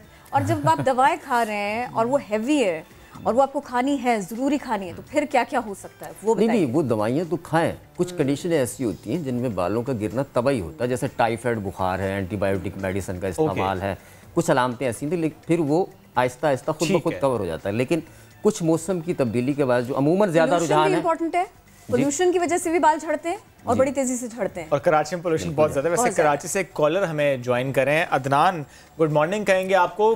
कौन सा मसला है जो आप शेयर करना चाहते हैं, फिर हम उसके हल की बात करते हैं। वालेकुम सलाम शोएब, एक बहुत मेहरबानी, कॉल मिल गई है, बड़ा नंबर बिजी आ रहा था, बहुत कोशिश की है नंबर मिलाने की। हकीम साहब, ये पता करना है कि जनाब बालों में कुछ होता है कि बालों के अंदर खुश्की होती है ना, मेरे जो सर है ना बाल, वो जो सर का चमड़ा है उसके अंदर खुश्की बिल्कुल ना सख्त हुई पड़ी है, तो इसका क्या तरीकाकार हो सकता है? ठीक, प्लीज हकीम साहब। ये बफ या सिकरी कहलाती है। और बफ की भी किस्में हैं। तो ये डैंड्रफ एक तो बालों की जड़ों में होती है, एक ऐसा होता है कि एक बफ की एक किस्म ऐसी भी है जो सर की सतह पे होती है। ये बिल्कुल यानी वो चिपक गई है, ऐसे जैसे आपका स्किन का हिस्सा बन चुका है। यूँ समझ लें जैसे आपने भूसी चिपक गई है ना। दूर कैसे होगा? और हाँ, वो दूर ऐसा भी रहता है, शोल्डर्स के ऊपर भी आता रहता है। बिल्कुल आता रहता है। कंघी करने से जो है वो सिकरी गिर रही होती है आपके शोल्डर वगैरह पे। तो इसका एक आसान सा तरीका ये है कि आप ऐसा कर लें कि आधा पाव दही ले लें, उसमें एक अंडे की जर्दी डालें। ठीक। अगर अंडे से आपको हीक आती है तो एक चम्मच आप जैतून का तेल डाल लें। डाल के उसको अच्छी तरह से मिक्स करें, मिक्स करके और थोड़ी सी मेहंदी पिसी हुई जो पत्ते होते हैं आधी चम्मच उसकी डालें। डाल के ये आप अपने पूरे सर पे लगा लें अच्छी तरह से, बालों के रूट्स पे, और बिल्कुल अच्छी तरह से सर को लग जाए। आधा घंटा 1 घंटा ठहर के आप जो है उसको नॉर्मल शैम्पू से वॉश कर लें। ये हर 2 दिन के बाद आप अमल करें इंशाल्लाह। कितने दिन तक? हर 2 दिन के बाद 1 दफ़ा करें। पहली दफ़ा से फ़र्क पड़ जाता है, लेकिन आप 4-5 दफ़ा ये अमल दोहराएंगे तो इंशाल्लाह चीज़ें बेहतर हो जाएंगी। इससे पहले अगली कॉलर की तरफ हम जाएं, अगला टॉपिक उस पर भी थोड़ा सी बात कर लेते हैं। कॉलर है, कॉलर पे जाने से पहले कर लेते हैं किरण, यूरिक एसिड से मुतालिक बात कर लेते हैं। अब्दुल गफ्फार साहब थोड़ा सा बताइएगा, यूरिक एसिड किन का बढ़ जाता है, कौन क्या गलती करता है कि यूरिक एसिड बढ़ जाता है? यूरिक एसिड बुनियादी तौर पर हमारे जिगर की किसी ख़राबी की वजह से, एब्जॉर्प्शन न होने की वजह से बॉडी में मौजूद होता है। यूरिक एसिड आम तौर पर उसका वेट बहुत ज़्यादा है, भारी है, लिहाजा यूरिक एसिड की अलामतों में सबसे पहली जो जुमला मैं अर्ज़ करना चाह रहा हूँ, इसको अगर नोट करें कि जितनी देर आराम के बाद आप पाँव रखेंगे तो आपके पैर में तकलीफ़ उतनी ही ज़्यादा होगी जितनी देर आपने आराम किया है। मसलन अगर आप 2 घंटे बैठे, आपने चलना शुरू किया, तो पहला कदम आपका तकलीफ़ दे होगा, बहुत शदीद तकलीफ़ होगी। और अगर आप सोकर 8 घंटे उठे हैं तो उतनी ही ज़्यादा शदीद तकलीफ़ होगी। ये एक वाहिद मैं समझता हूँ कि टिप है जो लोगों की समझ में आ जाए तो शायद बहुत सारे लोग फ़ौरन इस तरफ आ जाएँ। दूसरी बात जो मुझे बड़ी वाज़ेह तौर पर कहनी है कि आम तौर पर जो रेंज है इसकी, वो ख़वातीन के लिए 5.4 हाईएस्ट रेंज है। उसके बाद उसूली तौर पर यूरिक एसिड बढ़ जाता है। मैं इसकी मुखालफत करता हूँ। अच्छा, वजह उसकी क्या है? वजह यह है कि जो रहने का हमारा अंदाज है, जो लाइफ पैटर्न है, वो डिफरेंट है। यूरोप में एक शख्स है जो रोज़ाना पोर्क भी खाता है और रोज़ाना वो कुछ और चीज़ें भी इस्तेमाल करता है। उसके मुकाबले में मेरे ख़ानदान की औरत, मेरे माशरे की औरत जो है वो बहुत कम गोश्त खाती है, दाल खाती है, सब्जियां खाती है, गुर्बत में गुजारा करती है। क्या दोनों का पैटर्न लाइफ एक है? क्या दोनों का नॉर्मल रेंज एक होना चाहिए? लिहाजा पाकिस्तान में ये होता है, अगर आप महसूस करें तो 5.6 पर नहीं, हमारे यहाँ ख़वातीन का 4.1 पर एडियो में दर्द शुरू हो जाता है। ये प्रॉब्लम एक बनती है। चले मैं बिल्कुल कोशिश करूंगी क्या इसके ना मजीद सॉल्यूशंस के ऊपर भी जाए, प्रॉब्लम्स को भी रखें। एक कॉलर है, प्लीज़ लेना पड़ेगा लाहौर से। अब हमारे साथ है नसीर अहमद। नसीर, कैसे हैं आप? बताइए क्या प्रॉब्लम है आपका, तो फिर हकीम साहब हमारे साथ। अस्सलाम वालेकुम व रहमतुल्लाह। बोलिए बोलिए, आपकी आवाज़ आ रही है? मुझे अपनी आवाज आ रही है। आप टीवी का वॉल्यूम कम कर दीजिए तो फिर आपकी आवाज हमें सही से आएगी। मेरा प्रॉब्लम ये है कि मेरी मिसेज जी, डॉक्टर साहब मेरी ना मिसेज जी। नसीर, सबसे पहले आप प्लीज ये कीजिए, टीवी का वॉल्यूम कम कर दीजिए, बंद कर दीजिए, फिर आवाज रिपीट नहीं होगी। फिर हम मेरी मिसेज के ना जॉइंट्स में प्रॉब्लम है। ठीक है, तो वो सर जी सर मैंने कर दिया। अब सवाल कीजिए। अच्छा सर, वो ऐसा है कि मिसेज के ना जॉइंट्स के में अक्सर सर वो ना जिस्म में दर्द रहता है, तो जब भी वो शिकायत करती हैं कि मेरे जिस्म में बहुत शदीद दर्द है, तो यूरिक एसिड का भी सर उनका प्रॉब्लम था पहले, लेकिन अभी अल्हम्दुलिल्लाह उन्होंने मेडिसिन यूज़ की है और बेहतर है वो।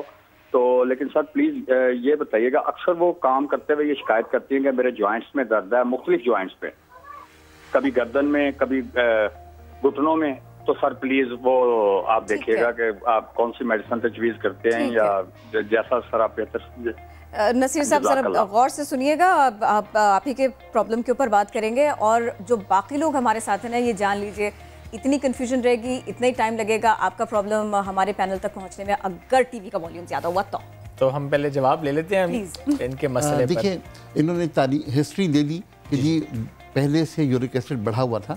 यूरिक एसिड की बाकियात भी बहुत ज़्यादा तंग करती हैं, इसलिए कि वो हड्डियों के दरमियान में जो छोटी छोटी सी कैविटी होती है वहाँ पर मौजूद होती हैं और ये बहुत अरसे तक कर सकती हैं।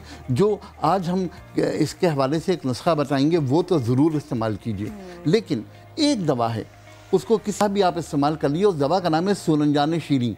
सूरंजान शीरी, ये कॉल्चिकम है और पूरी दुनिया में कॉल्चिसिलिन के नाम से भी मिलती है। अगर सूरंजान शीरी का मुस्तकिल इस्तेमाल किया जाए तो जोड़ों का दर्द चाहे वो यूरिक एसिड की वजह से ही क्यों ना हो वो बेहतर हो जाए। बेहतर है सर। अब यूं करते हैं कि आप दोनों और मैं हम चलते हैं उस टेबल की तरफ, चलते फिरते दिखाई दें आप लोग, चलते दिखाते हैं, आप बैठिए, हम जरा चलते हैं मैजिक टेबल की तरफ और देखते हैं कि आज हम जो इंग्रेडिएंट्स यहाँ पर मौजूद हैं उनकी मदद से क्या कुछ कर पाएंगे। May it be the issue of hair fall और यूरिक एसिड, और ये सब कुछ जरूर कीजिएगा, लेकिन जब मैं कहूँ ना कि मुझे थोड़ा सा टाइम दे दें, मैं चाह रही हूँ, मैं कुछ मेरे पास कुछ सरप्राइज है जरा उसके लिए। तो हम यूं करते हैं कि क्यों ना एक और गेस्ट आपके पास हम भेज दें। नताशा बेकरी कब से आप पहुंच चुकी हैं? मेरे पास तो नताशा प्लीज आप आ जाइए किरण के पास। जब तक ये लोग अपनी चीजें असेंबल कर रहे हैं मैं थोड़ी सी मुश्किल बढ़ा देती हूँ कैमरा पर्सन की अपने। भाई देखिए, हसीन नज़ारे हों, सुरों की बात हो और कोई आए और इंटरनेट पर छा जाए और बात हो जी सूफी गायकी की, तो आप सामने से आ सकती हैं, लोग आपको पहचानते हैं, जानते हैं, मुझे कोई एतराज़ नहीं है। ये देखें ये चेहरा, और जिनका ये चेहरा है वो मेरे साथी हैं। तो जनाब गिलगित बल्तिस्तान, वहाँ का रंग मिले, सूफी रंग मिले और फिर उसके बाद में आपको याद आए किसी बड़े इवेंट की, तो मैं फिर सिर्फ याद ही क्यों दिलाऊंगी, मैं तो फिर आपको इस सिलसिले में बहुत कुछ बताऊंगी, परफॉर्मेंस आपके सामने रखूंगी। नताशा हमारे साथ हैं। अस्सलाम वालेकुम, कैसी हैं? वालेकुम अस्सलाम, मैं ठीक हूँ, आप कैसी हैं?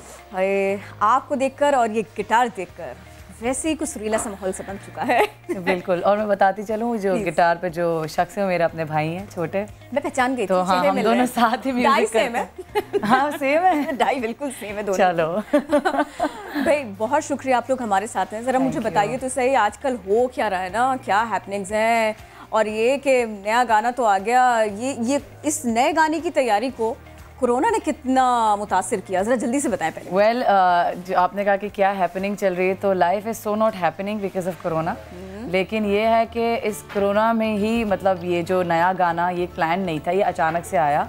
और ये it's a collaboration between between this racket label जो डेलिस में होते हैं और उनका नाम है हुसैन अजानी। तो उन्होंने मुझे कांटेक्ट किया था और उन्होंने कहा कि इससे कोई गाना बनाना है साथ। तो this is how we did this and it was produced by Ayaz Ismail, वो भी डेलिस में होते हैं। तो ये एक अचानक से इत्तेफाक से एक बस एक कोलैबोरेशन हो गई और लेकिन अच्छी हो गई। Thank you. ये कहने का मुझे मौका सिर्फ मुझे ही क्यों मिले, हमारे नाजरीन को क्यों ना मिले। Thank you. सवेरे सवेरे जब तक मैं कॉफी मंगवा रही हूँ जरा मेहनत हो जाए तो जरा सी प्लीज। चले सही है। अच्छा माइक रखेंगे यहाँ पे? चले वो लोग झलकियाँ देख रहे हैं जब तक। बहुत ऊपर तो नहीं, आई थिंक वो सही था। सॉरी हमने वीडियो भी ब्यूटीफुल है आपको, बहुत। अब आप जो है ना प्लीज प्रेजेंट करें ना। कैसे कहूँ मैं कहानी, क्या है मेरे प्यार की, डूबती ही जाती रही मैं, किस्मत में थी मेहरबानी, कैसे कहूँ मैं कहानी, क्या है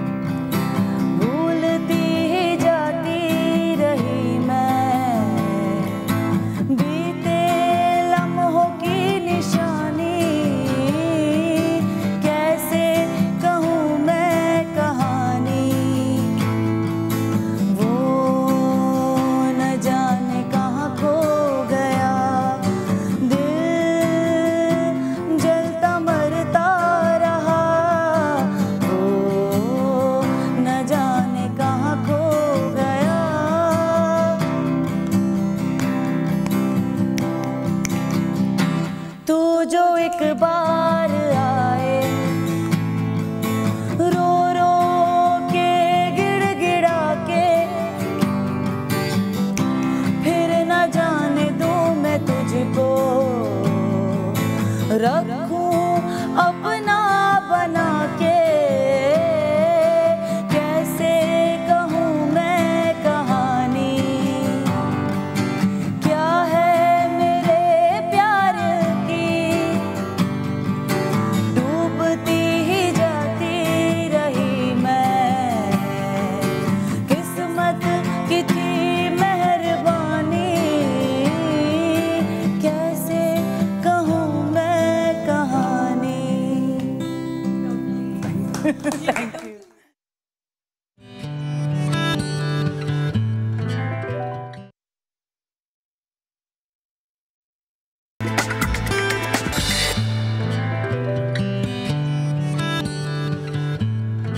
जनाब एक और मुअज़्ज़ज़ मेहमान का इंतज़ार ख़त्म, डॉक्टर बिल्किस हमारे साथ हैं। मैं ना बहुत परेशान हूँ, जो कॉलर्स हैं वो अज़हद परेशान है। ये स्किन को बेटर कैसे करें, पिंपल से जान कैसे छुड़ाएं, थोड़ा सा बताएं ना। अच्छा, एक तो पानी का इस्तेमाल ज़्यादा करें, ठीक है, और अपनी ग़िज़ाएँ जो है ज़ूद हज़म कर लें। जैसे बहुत चीज़ें जो डीप फ्राई वगैरह चीज़ें हैं वो आपको बहुत देर से जाके हज़म होती है, उसका ख्याल करें कि वो ना इस्तेमाल करें। हमेशा मैं एक क्विक रेमेडी बताती हूँ कि इंटरनली तो इलाज करें ही करें, लेकिन एक्सटर्नली जैसे आप मीडिया में मेकअप बहुत करती हैं, जो मेरी बहनें जाती हैं, जो मिले खा लेती हैं नहीं, जो मतलब कि वर्किंग लेडीज़ हैं, ये आदमियों के लिए भी इतना ही बेनिफिशियल है कि आपने नहीं कोशिश की है डॉक्टर बिल्किस। नहीं, लेट मी इंटरप्ट यू, बहुत ज़्यादा बातें हो गई हैं। अब टेबल पर हम मौजूद हैं किरण, और ठीक है आप बात करें पिंपल्स की, बट मैं चाह रहा हूँ स्किन पर जाने से पहले हम जरा क्यों ना मजीद बात कर लेते हैं। थैंक यू सो मच किरण, क्योंकि हम यहाँ पर मौजूद हैं। मैं ये चाह रहा था कि हम जरा बात कर लेते हैं कि अगर बाल गिरना है, ज़रा अब तो कॉमन मसला, कौमी मसला बन चुका है ये, तो एक कौमी सा हल भी इसका देना, हाँ, जिस पर हम कह सकें मेरे कौम का हल है ये। हाँ, ये समझ लें, इसको हम कहेंगे घर का शैम्पू। ठीक, ये यानी कि आप अपने घर में बना लें। और दूसरी बात ये कि इससे बालों का झड़ना, टूटना, बालों का दो शाखापन, बालों की जो जुमला, जितनी भी शिकायतें हैं वो इससे दूर हो जाती हैं। इसमें हमने करना ये है कि कश किया हुआ सोप, जो भी आपके घर में साबुन इस्तेमाल किया जाता है, शुक्र करें मैंने खा नहीं लिया चावल समझ के। चावल इसको कश कर लिया हमने, और ये लिया हमने 50 ग्राम है तकरीबन। अच्छा हुआ आपने गुड़ समझ के हल्दी तो खाई थी श्वेत ने, मुझे याद है। अच्छा, एक जड़ी बूटी होती है जिसको बोलते हैं रत्तन जौत। ओके, रत्न जोत हमने तकरीबन 30 ग्राम लेनी है। रात को 100 ग्राम पानी में या 1 कप पानी में हमने भिगो के रख देना है। ठीक। वो रात भर भीगी रहेगी, सुबह हम उसका पानी लेंगे, रत्न जोत का छान कर पानी ले लेंगे। ओके, ठीक है। पानी लिए हमने 100 ग्राम और इसमें हम डालेंगे अदरक का पाउडर। ठीक है, आधी चम्मच। ठीक है। और इसके साथ हम डालेंगे नारियल का ऑयल। ठीक। हाँ, ये तकरीबन हम इसमें डालेंगे 1 चम्मच। अच्छा, इससे ये होगा कि आपके बाल जो हैं वो ना सिर्फ ये मसाइल हल होंगे, आपके बाल सिल्की और शाइनी भी हो जाएंगे, चमकदार भी हो जाएंगे। वो है ना, बाल लंबे घने चमकदार। लंबे घने चमकदार, इसके लिए आपका ये टोटका करना पड़ेगा और हमारा शो देखना होगा। बिल्कुल बिल्कुल, और बहुत आसान है, बहुत ही आसान है, ज़बरदस्त। ठीक है। अच्छा, दूसरा, अगर नारियल का पानी मुयस्सर हो तो आप इसमें 50 ग्राम मिला लें, अगर नहीं है तो खैर है, क्योंकि सिंध में या दीगर जो देही इलाके वहाँ नारियल का पानी ठीक है दस्तयाब नहीं होता। ये लेकिन ये बन तो गया, ये अगर ये बना बन के गया, रखना अब आप चाहे इसको बाटल में डाल के ओके इसको रख लें। ठीक है। और ये तकरीबन यूँ समझ लें कि 2-3 घंटे के बाद बिल्कुल लिक्विड हो जाता है, शैम्पू के माने तो वाइट हो जाएगा। ओके, तो क्या हम इसे एज शैम्पू रख सकते हैं? शैम्पू इस्तेमाल करें। कितने अरसे तक इसको हम इस्तेमाल कर सकते हैं? ख़राब तो नहीं हो जाएगा? नहीं, ये तकरीबन यूँ समझ लें 3 माह तक तो ख़राब नहीं होगा। ओके, अभी जो आपने बनाया है ये फॉर एग्जांपल जितना हमने बनाया, ये कितने दफ़ा का यूजेज होगा इससे? ये समझिए अगर एक फर्द अगर एक खातून इस्तेमाल करेंगी तो 15 दिन 20 दिन चल जाएगा। ये 15-20 दिन चलेगा। कितने रुपए में बना ये रफली अंदाज़ा लगा लें कि कोई 30 रुपये बना होगा। 30 रुपये जी, 30 रुपये घर में बनाए और फिर 12-14 दफ़ा इस्तेमाल कर लें। क्या बात है। अब एक कॉलर है हमारे साथ, आमना फ्रॉम लाहौर। वो कॉल हमारे लिए नहीं है किरण, वो कॉल आपके लिए है। मेरे लिए भी नहीं है, डॉक्टर बिल्कीस के लिए। आमना बताइए, सुन रहे हैं डॉक्टर बिल्कीस आपकी बात। अस्सलाम वालेकुम। वालेकुम अस्सलाम। हाँ जी, आपका शो बहुत अच्छा है और मुझे बड़ी खुशी होती है। मैं तो चाहती हूँ कि हर रोज ऐसे प्रोग्राम होने चाहिए और इसी तरह की, क्योंकि हम लोग देखते हैं, हमें बहुत कुछ सीखने को मिलता है और घर बैठ के ये चीज सबसे। और बल्कि साहब तो इतने अच्छे तरीके से बताती हैं ना, आप यकीन करें कि ऐसे लगता है कि आपकी नहीं खास स्पेशल गेस्ट आएंगे, ये हमारी भी हैं, हमारे घर में बैठ के हमें बता रही हैं, समझा रही हैं, बहुत अच्छा लगता है। और मैंने अब ये पूछना था कि मेरे जो भतीजा है उसके चेहरे पे ना एक्नी है बहुत ज्यादा। अच्छा। तो माशाल्लाह कॉलेज यूनिवर्सिटी में जाने वाले हैं, बड़ी प्रॉब्लम है उसको। वो कहता है फूफो मुझे ऐसा कोई नुस्खा बता दें। मैंने कहा मैं कुछ भी हो, मैंने कहा मैंने आज प्रोग्राम देखना है, मैंने कहा अल्लाह करे तो मैं बल्कि इस सफर से आपका पूछ के बता दूंगी। इत्तेफाक से मैंने देखा तो आप आई कैसी है? आप एक्नी किससे कह रही हैं? मोटे दाने हैं या बिल्कुल दाने? हाँ जी, चेहरे पे हैं दाने। उसमें पस या खून वगैरह निकलता है? जी, वो दबा देता, अब निशान रह गए हैं। अच्छा, मैं घर का बहुत आसान से बता देती हूँ। आपने देसी लहसुन लेना है 3 से 4 जबे, उसको चॉप करना है, 1 गिलास पानी लेना है। पानी और जो देसी लहसुन चॉप किया हुआ है इसको इसमें जो है ना आपने उबाल लेना है। 1 उबाला आ जाए उसको छान लें, आपके घर की दवा तैयार हो गई। जहाँ जहाँ दाने हैं रुई की मदद से वहाँ रात को लगा के सो जाए, सुबह देखेंगे तो इंशाल्लाह उसमें फ़र्क पड़ेगा। और 2 जड़ी बूटियाँ ले लें, शहात्रा और चराइता, ठीक है। और वो दोनों आपने 50-50 ग्राम ले लेना है, पीस कर पाउडर बना लें। इसमें से 1/4 टीस्पून आप रात को मिट्टी के बर्तन में, जो प्याला होता है मिट्टी का, उसमें डालकर 1 कप पानी के साथ रख दें, गर्म पानी के साथ। सुबह आपने इसको छान के पिला लेना है। मगर अगर किसी की शुगर लो हो जाती है, जैसे होते हैं बाज़ लोग जिनको शुगर लो हो जाती है, तो फिर ये आप नाश्ते के बाद दीजिए। आप ये करेंगे तो इंशाल्लाह दाने आहिस्ता आहिस्ता बैठ जाएंगे, ठीक है। ठीक है, थैंक। अच्छा, मोस्ट वेलकम, मोस्ट वेलकम। अच्छा देखिए, मैं तो गौर से सुन रही हूँ ना, वो भी गौर से सुन रही है। शुएब, किस सिलसिले में क्या हुआ? नहीं हुआ तो कुछ नहीं है। एक और कॉलर है मोहम्मद अशरफ, उनसे पूछना पड़ेगा कि उनका मसला है क्या। अगर वो मसला हमारी तरफ का हो तो हम हल करने की कोशिश करेंगे, वरना हम वापस बॉल आप ही कोर्ट में दे देंगे। तो प्लीज बताइए अशरफ। डॉक्टर बिल्कीस से बात करनी। ओके, प्लीज कीजिए। जी जी, अस्सलाम वालेकुम। अस्सलाम वालेकुम। वालेकुम अस्सलाम। बाजी, मेरी बेटी की शादी है 1 माह बाद और उसके मुंह में किलमहा हैं और दाने हैं। अच्छा, क्या है? कील महासे और दाने। अच्छा देखें, पूरे मुंह पे है ना, जिस मुंह पे सारे दाने भी हैं और किलमहा भी हैं। ठीक है। अच्छा देखिए, यहाँ इतना टाइम लिमिटेड है ना। डॉक्टर बिल्कीस शेख का यूट्यूब चैनल है, मैंने आप लोगों के लिए बनाया है।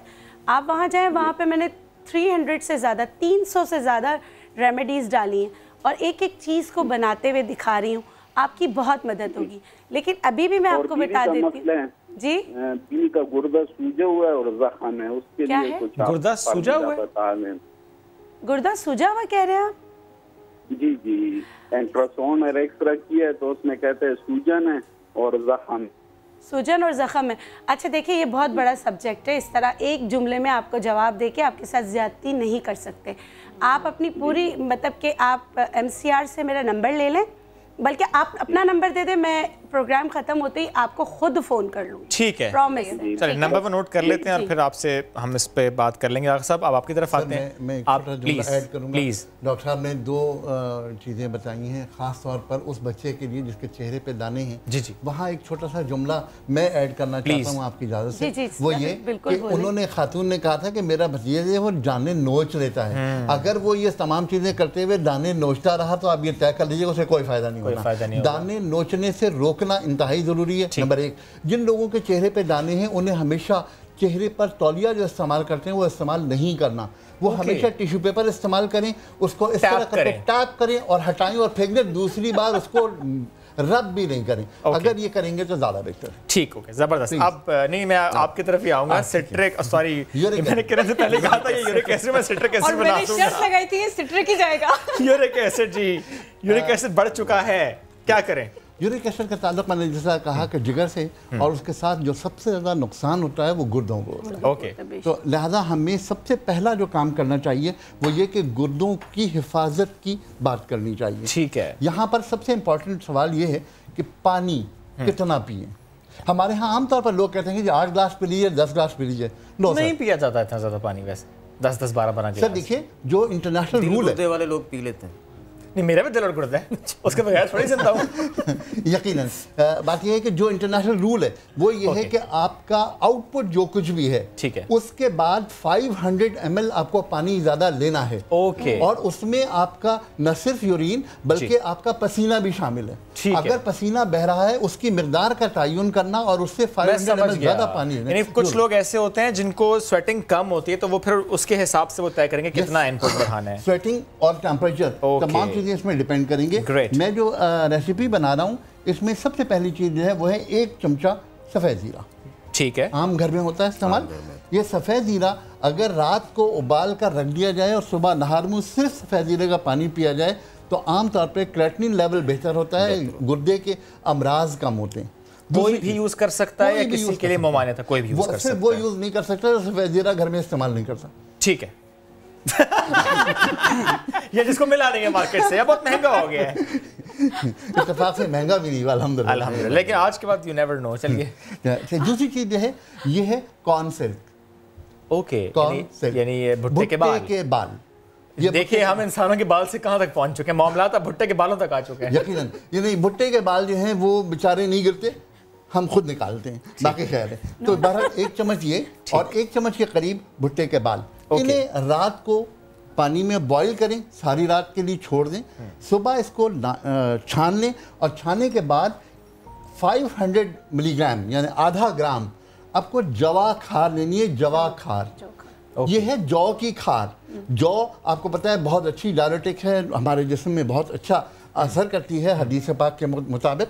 तो सुबह आपने 500 मिलीग्राम जवा खार खानी है, उसके साथ इसका जोशांदा पीना है। अगर ये आपने मुसलसल इस्तेमाल किया तो यूरिक एसिड यकीनन कम हो जाएगा, गुर्दे पर जो प्रेशर आ रहा है वो कम हो जाएगा और आपके जिस्म में तवानाई महसूस होगी, इसलिए कि गुर्दे का काम हमारे जिस्म की गंदगी को निकालना। और ज़ाहिर वो ज़्यादा एक्टिव होगा तो चीज़ें बेहतर होंगी। इसका इस्तेमाल कितने दिन तक करना चाहिए? 40 days, 40 less than 40 days. Okay, minimum 40 days आपने इसका इस्तेमाल करना है। चलिए जी वापस, मेरा ख्याल है अब टाइम हो रहा है फिर से म्यूजिक का। एक बिल्कुल ना, मैं बड़ी कोशिश के साथ में ना, मैंने 1-2 कॉल्स भी रोके हुए जो डॉक्टर बिल्कीस के हैं।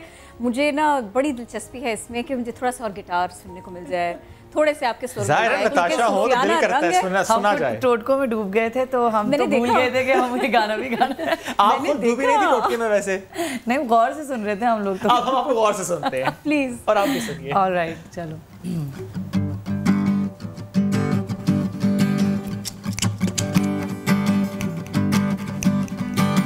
क्यों ज़ियाकार बनूं, सूद फरामोश रहूं, फिक्र पर्दा न करूं, महवे गमे दोष रहूं। क्यों मैं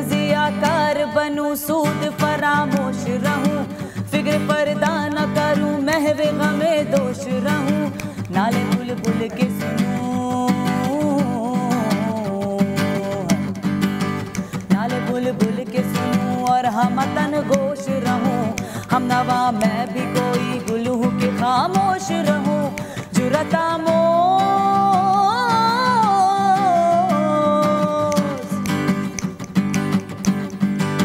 जुरता मोज मेरी ताब सुखन है मुझको, जुरता मोज मेरी ताब सुखन है मुझको, जुरता मोज मेरी ताब सुखन है मुझको, शिकवा अल्लाह से खाकम बदहन है मुझको, शिकवा अल्लाह से खाकम बदहन है मुझको, शिकवा अल्लाह से खाकम बदहन है मुझको, शिकवा अल्लाह से खाकम बदहन है मुझको।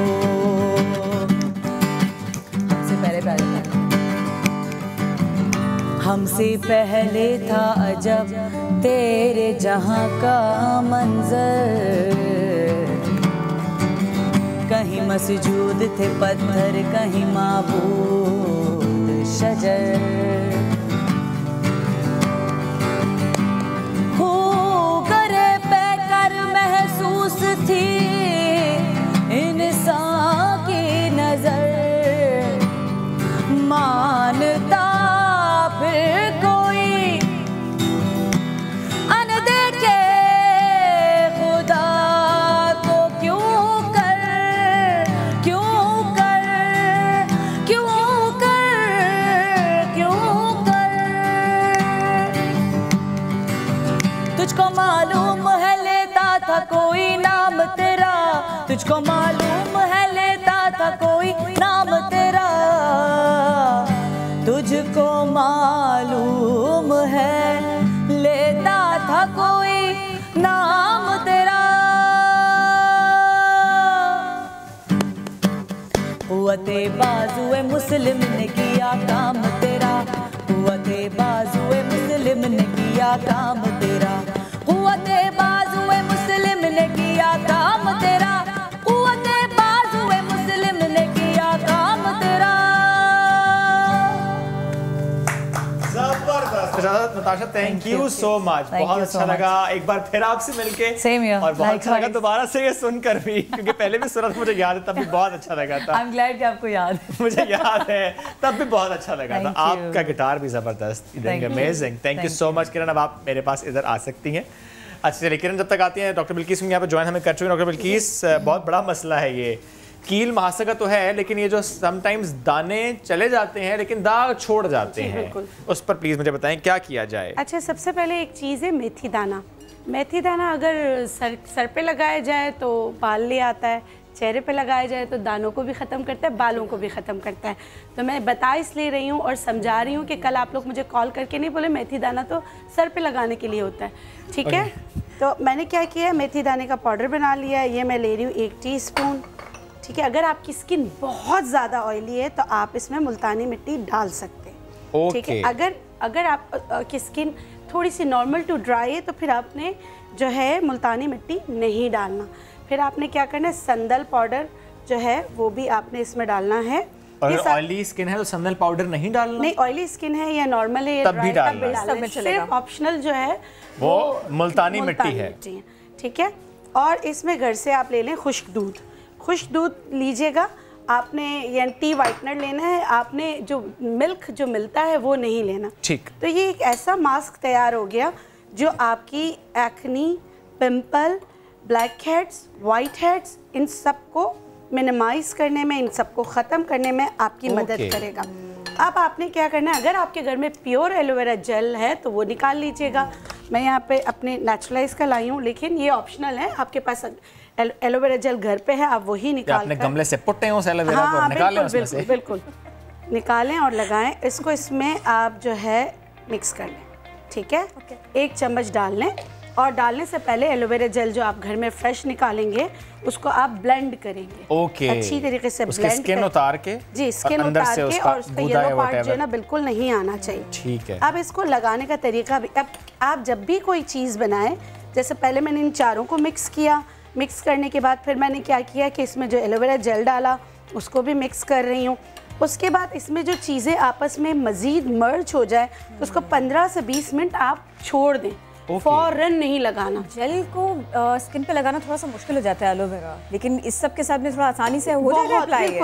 आप जलन के एलिमेंट की बात कर रही हैं? नहीं, वो ठहरता नहीं है। ये देखिए इसमें बाइंडर है ना, जो मेथी दाना है वो भी जी मेथी दाना है वो भी उसमें भी चिपक है, बाइंडर है।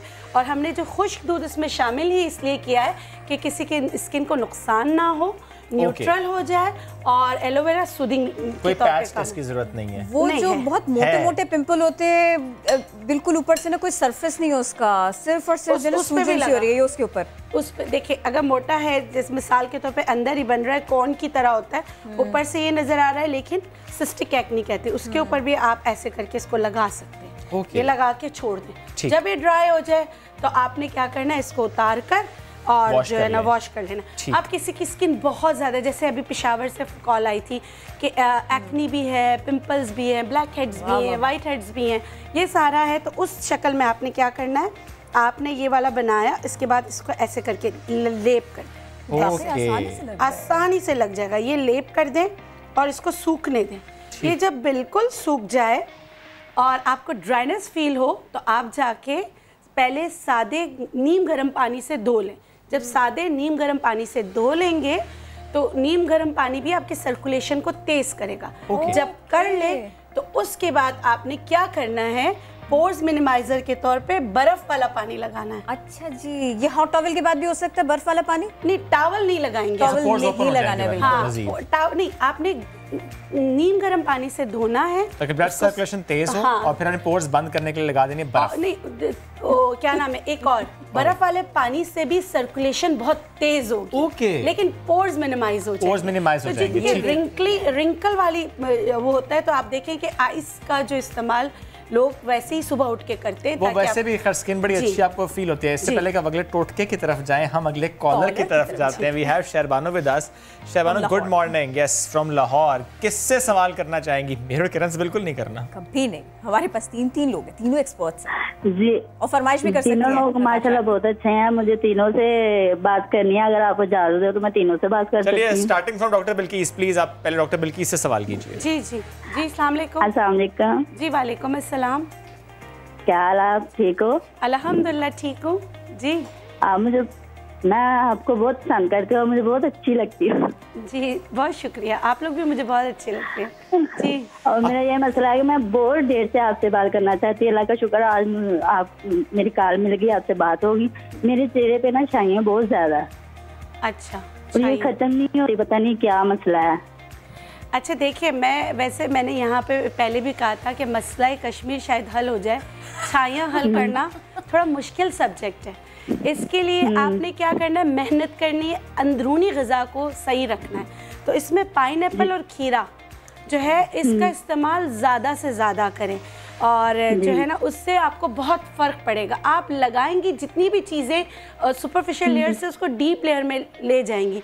जिगर को साफ रखें, इंटरनली चीज़ें आप करती रहेंगे, उसके बाद आप कोई चीज़ लगाएंगी तो आपको फ़र्क पड़ेगा। ओके, कॉल ड्रॉप हो गई है, वरना हम अगली कॉलर, एक और कॉल भी क्विकली ले लेते हैं हम। है पॉसिबल है? कौन है हमारे साथ जी, जरा से बताएंगे। नबीला है हमारे साथ। Nabila, good morning. किनसे सवाल करना चाहेंगी? मैंने डॉक्टर से पूछना है, डॉक्टर साहब से, डॉक्टर बिल्किस। जी जी, पूछिए। अस्सलाम वालेकुम। वालेकुम अस्सलाम। हेलो जी, वालेकुम अस्सलाम। जी मैं फैसलाबाद से नबीला बात कर रही हूँ, डॉक्टर बिल्किस से बात करनी है। अरे वो सुन रही हैं आपकी बात, आप करें ना, पूछिए ना उनसे। डॉक्टर साहब आप ठीक हैं? अल्लाह का शुक्र जी, मैं ठीक हूँ, फरमाइए। हाँ जी, मैंने ना डॉक्टर साहब पूछना, मेरे ना कलर बड़ा गर्मियों में डल हो जाता है, ब्लैक हो जाता है कलर। अच्छा, कलर ब्लैक हो जाता है, ठीक है। अभी जो मैंने ये मास्क बनाना बताया ना, ये आप इस्तेमाल करें तो इससे रंग में भी फ़र्क पड़ता है, ठीक है। आप हफ्ते में 2 दफ़ा ये यूज़ कर सकती हैं।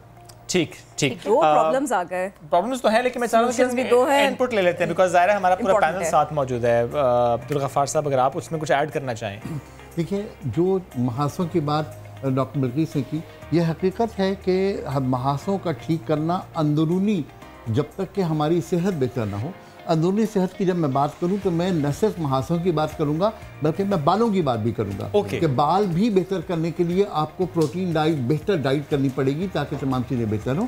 और जब तक कि आप अंदर से अच्छे ना हों कभी भी बाहर से अच्छे लग नहीं सकते, इसलिए कि हम बहुत पुराना मकूला है कि जो आप खाते हैं वैसे आप नजर आते हैं। क्या जो लोग मुसलसल आलू खाते हैं वो आलू जैसे नजर भी आते हैं। मैं तो पाइनएप्पल पे जा रहा था, आप आलू पे ले गए। चलिए आप ढूंढना पड़ेगा अतराफ में पाइनएप्पल जैसा है कौन। प्लीज। अच्छा, मैं ये कहूँगा कि असल में कुछ चीज़ें ऐसी हैं जिनमें थोड़ी सी मेडिकली इंक्वायरी होना ज़रूरी होती है। ओके। जिसमें ख़ुसूसन ख़वातीन में अनीमिया है, खून की कमी है, हेमोग्लोबिन कम है, RBC अगर लो हैं तो भी ये मसाइल पैदा होते हैं।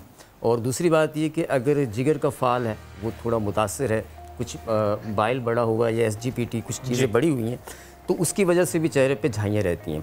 तो आगा साहब सही फरमा रहे हैं कि बेहतर तो यही है कि अगर ये जौ खार वाला और ये ज़ीरे वाला जो नुस्खा बताया था अगर ये इस्तेमाल किया जाए तो इससे ये होगा कि ना सिर्फ उन लोगों को भूख भी लगेगी, जो यूरिक एसिड तो नॉर्मल होगा, साथ में लोगों को भूख लगेगी, जिगर बेहतर होगा, जिगर का फाल बेहतर होगा, गुर्दा भी ठीक होगा। इससे भी बहुत सारे आपके अंदरूनी जो मसाइल हैं चेहरे के वो हमें दूर हो सूजन भी सही हो जाएगी। ये वाला जो आगा भाई ने नुस्खा बताया, पाँव की सूजन सही हो जाएगी और जिनको लीवर की तरफ पेन होता है वो भी सही हो जाएगा। बहुत ज़बरदस्त नुस्खा है और इसको हाँ और विदाउट साइड इफ़ेक्ट। जैसे बाज़ ख़वातीन कहती है कि हम ब्लोटेड है और हमें पानी ज़्यादा है, जैसे कि लगता है कि जैसे मोटापा नहीं है, भूख लगती नहीं है, खाते हैं नहीं और हम मोटे होते चले जा रहे हैं। भूख उड़ जाती है, नींद उड़ जाती है कि ये बाल जो उतर रहे हैं, पिंपल्स आ रहे हैं, जाएंगे कैसे, ठीक होगा कैसे। दूसरा ऐसा भी है ज़्यादा खराब करते हैं चीज़ों को। बेजा जो डाइट है ये जो आजकल प्लान चले हुए हैं डाइटिंग के, वो आपने नाश्ता नहीं करना, आजकल डाइट करते हैं वैसे इसकी वजह से भी मसाइल पैदा हो रहे हैं। ओके, वो डाइट जरूर करें लेकिन बैलेंस डाइट करें। बैलेंस डाइट करनी चाहिए। वैसे मैं आलू की बात वापस ले लेता हूँ, मैं ककड़ी की बात कर लेता हूँ। ठीक है, आपने नया टास्क दे दिया। अब ढूंढो ककड़ी कौन है ढूंढेंगे हमारे दरमियान। अभी वक्त बड़ा कम है तो मैं चाह रहा था किरण के हाँ तीनों से एक क्विक टोटका पूछ लेते हैं जो कि होता है ना, ऐसा टोटका जो लगे आपको कि ये है 2 करोड़ का लेकिन जेब पर भारी भी नहीं हो। यानी जब भी आप किसी गैदरिंग में बैठे हो और आप कहें अच्छा ये टोटका तो मैं ऐसा बता देती हूँ या देता हूँ कि ये इस्तेमाल बड़ा कॉमन है और हो जाना चाहिए। स्टार्ट करते हैं फिर यहाँ। Okay fine, let's start from Gaffar sahab, है ना? हाँ जी। मैं आपसे अर्ज करूँ, मेरी हमेशा की शायद लोगों की चिड़े मैं इतना बोल चुका हूँ, सुबह नाश्ते में पराठा खाना शुरू कीजिए, आपकी हेल्थ बेहतर होनी शुरू हो जाएगी। ग्रेट, सस्ता नुस्खा, बल्कि खुशी कंपेयर कर लीजिएगा 3 slices of bread okay more than 1 paratha. Okay, तो हमारे यहाँ जो एक तासुर है, पराठे के नाम सुनकर सब लोग चौंक जाते हैं। ये तय कर लीजिए कि घर में बना हुआ पराठा अगर आप खा रहे हैं जो आटे का हो, जिसके अंदर छान मौजूद हो, ठीक है, उससे ज़्यादा वो मैदे वाला कंटेंट ज़्यादा ना हो। आजकल जो अम्मियाँ है ना वो अपने बच्चों को ना जरा टोकती है तो वो कहती है एक पराठा खिलाऊं बेटा तुम्हें, ये वो वाला नहीं था। सर आप बताइए, वो टोटका जो 2 करोड़ का और बिल्कुल पड़े सस्ता लेकिन फायदा वाकई 2 करोड़ का लगे। अच्छा जी, आजकल मच्छर बहुत ज़्यादा है और लोड शेडिंग भी बहुत ज़्यादा हो रही है। तो एक इसके लिए इसके 2 तरीके होते हैं, या तो आप घर में ग्लोब वगैरह जलाएं या फिर कुछ लोशन होते हैं जो बॉडी पे लगाने के होते हैं। उसमें आप ले लें अर्के गुलाब, ओके 100 ml अर्के गुलाब ले लें, 30 ग्राम उसमें ग्लिसरीन डालें, उसमें 1 नींबू निचोड़ दें और थोड़ा सा आप उसमें कोई भी इत्र जो आपको अच्छा लगे जो आप यूज़ करते हैं उसके 10 कतरे डाल दें। ये बना के रख लें, इससे आपकी स्किन भी बेहतर होगी इसके लगाने से और मच्छर आपसे दूर रहेगा। सर्दियों में इसकी ज़्यादा ज़रूरत पड़ने वाली है। अच्छा प्लीज आप योर टर्न। बिल्कुल, मैं कहूँगी जियो और जीने दें, खुश रहें, लेट गो करें, स्ट्रेस टेंशन डिप्रेशन ना लें। उम्र को कोई नहीं रोक सकता, अगर कोई बीमारी है तो उसका हल ढूंढें और जो है याद रखें कि 1 उंगली किसी पे उठाते 3 आपकी तरफ है, ये ना करें। बाकी सब खैर है। खुश रहें, पॉजिटिव रहें, चीजें खुद ही बेहतर होंगी। एक बात मैं बस पूछना चाहता किरण, ये तो हमने पूछ लिया इन तीनों से। ओह सॉरी 30 सेकंड्स है, मैं कुछ किसी और से मैं पूछता नताशा से कि आप सुन रही थी कोई ऐसा टोटका जो वो खुद भी करती हो फॉर ग्लोइंग स्किन में भी। बट एनीवेज वक्त खत्म हो गया, चलिए जी हम सुन लेंगे एक और गाना। चलिए जी हम आपसे मुलाकात करेंगे मंडे को हमारे बेस्ट ऑफ नया दिन। आप सैटरडे संडे जरूर देखिएगा, फीडबैक जरूर दीजिएगा। करेंगे मुलाकात मंडे को। Whenever you go out wear a mask, stay blessed, अल्लाह हाफिज।